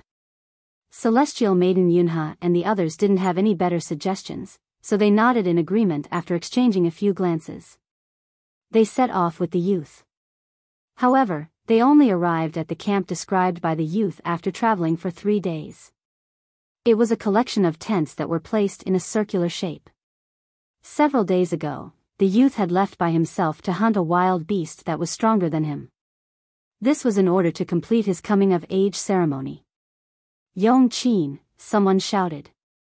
There was a woman standing at the entrance of the camp, and she started waving at the youth from very far away.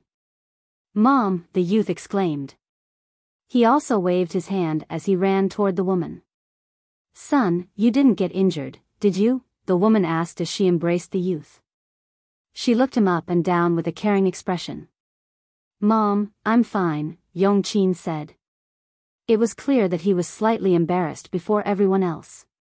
Where's your wrist guard? The woman immediately exclaimed upon noticing its disappearance. That's a long story, Ling Han said as he walked over. Who are you people? The woman asked with an alert expression. She was surprisingly at the sixth lotus, though she had only reached the first leaf. She didn't have a wrist guard, but she instead wore a shoulder guard. At this moment, it was already glowing with a faint light. This was most likely a precious tool similar to the youth's wrist guard. Ling Han smiled faintly, and replied, outsiders who accidentally arrived here. This woman was a pure demon. With this in mind, the youth's father was most likely a member of the angel race. After all, he was a mixed-blood child. As they spoke, more members of the tribe had already wandered over. They all stared at Ling Han and the others, and they were each holding an iron trident. Moreover, they were all wearing helmets, chest plates, knee guards, wrist guards, and similar types of precious tools. They all wore cautious expressions.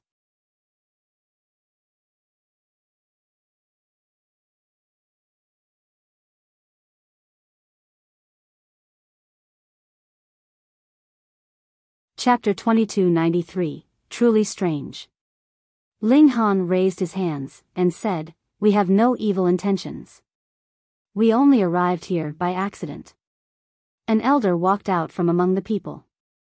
There was a walking stick in his hand, and he was already fully bald. His white eyebrows hung down on the sides, and it was clear that he had already lived for many years. His eyes were filled with wisdom, and he asked, From where have you come? For what reason have you come? Ling Han gave a brief summary of their experiences without explicitly hiding anything. If he wanted to win their trust, it was best not to tell any lies. In any case, there was no need for him to lie anyway. After hearing his story, the members of the tribe all wore astonished expressions. There was actually a bigger world outside this heaven and earth? These tribespeople didn't have any malicious intentions. Since Ling Han had treated them with honesty, they naturally paid him back with honesty. They told him the secrets of this land. In fact, their story was very simple. They had lived here for generation after generation, and their greatest ambition was simply to stay alive. This was because this land had very scarce resources. If they wanted to survive, they needed to hunt powerful beasts. Alternatively, they could compete for the herbivores with these carnivorous wild beasts. Ling Han and the others were quite surprised. After reaching the second lotus, which was equivalent to the spiritual pedestal tier of the celestial realm, cultivators could survive simply by breathing spiritual qi. After reaching the mountain river tier, one wouldn't die even if their spiritual qi were exhausted. They would simply become extremely weak. However, the people here were all at the fifth lotus or sixth lotus, yet they still worried about survival? Was this not strange? Hang on. After hearing the tribespeople's explanation, Ling Han and the others also noticed that something was off. Their strength had surprisingly weakened a bit. Perhaps we've eaten too little. They had only eaten a single meal these past 10 days, so perhaps this had affected their strength? This was inconceivable. The spiritual qi here is almost exhausted. It's almost impossible to cultivate, they exclaimed. They should have discovered this upon arriving at this place. However, they only realized it now, and it was as if there were some mysterious power affecting their cognitive ability. Fuck. Where in the hell is this? Everyone was slightly scared. If they didn't eat, they would actually risk death. If they told this to anyone else, they would be laughed off like a clown. Now, however, this was a very real threat. Since spiritual qi is deficient, how are those holy beasts cultivating? Ling Han asked. They had reached their cultivation level by eating. Even though this place had little spiritual qi, it did still exist, after all. It was simply that one couldn't extract this spiritual qi through normal methods. Only the plants that grew on the land could absorb this spiritual qi. After ingesting these plants, the herbivorous animals would then naturally have a reserve of spiritual qi. After being hunted and eaten, these herbivorous animals would then provide spiritual qi to the cultivators. Everyone could understand this. However, why would they starve to death if they didn't eat? They quickly learned another piece of vital information: everyone in the tribe had a limited lifespan. Currently, the record for the oldest person was 800 years old. They had died from natural causes, and not at the hands of a wild beast. Only a mere 800 years. One had to realize that those at the heaven tier could already live for 800 years. After reaching the severing mundane tier, one would more so never need to worry about their lifespan anymore. They simply needed to overcome their immortal's tribulation. Here, however, disease and death were all important matters that people needed to worry about. It's as if immortal's tribulation occurs once a year here. Thus, even the strongest person could only hold on for 800 years before being killed, Ling Han speculated in his mind. This wasn't impossible. After all, there were already cases of people starving to death. That being the case, it wouldn't be impossible for immortal's tribulation to befall more frequently in this heaven and earth. Ling Han asked for more information from the tribe's people. However, even though this tribe was always migrating around, they only did so in a small area 500 kilometers in radius. They couldn't migrate any further. This was because another tribe existed beside them. If they ventured any further, they might potentially trigger a battle. Ling Han was extremely interested in their precious tools, so he started to ask about their origins. All of our armor comes from the holy mountain, the elder replied. According to him, one simply needed to forge their armor and bring it to the holy mountain. After leaving it there for 3 years, they could retrieve it to use. This armor could be used to increase either their offensive ability or their defensive ability. However, it would feed on their blood when they used it, and thus each person could only possess one piece of such armor. If they tried to use more, they would naturally die once their blood essence was exhausted. These pieces of armor were the most valuable asset of this tribe. This was their key to survival. Second to this was food. In fact, both were almost equally as important. As such, the tribe's people neither gifted Ling Han and the others with armor, nor did they welcome them with food. Ling Han and the others hadn't noticed it before, but they discovered that they were incredibly hungry at this moment. It was as if they had truly transformed into ordinary mortals. We most likely entered the territory of some powerful elite. This place is run according to their regulations, so we're also subject to the cycle of life and death. We can also feel hunger and starvation. Everyone reached the same conclusion. However, its effects are so great, and it's even overriding the ordinary regulations of heaven and earth. Just how powerful is this person? Heavenly Venerate, someone asked in a shaky voice. Celestial Maiden Yunhe immediately shook her head, saying, only the regulations within a small region are being affected, so even ancestral kings are capable of this. It's simply the case that the stronger an ancestral king, the larger the region that they can affect. Celestial kings stood equal with the regulations, so it was possible for them to override the regulations of heaven and earth within a small region. However, even if this were only a 10th Lotus ancestral king, how could Ling Han and the others hope to rival them with their measly power? Is most likely beneath an ancestral king to engage in such behavior, Ling Han said. Ancestral kings couldn't be so bored and silly. Perhaps this ancestral king has already passed away. Or maybe they've been severely wounded and trapped in an unconscious state. Ling Han wasn't overly worried.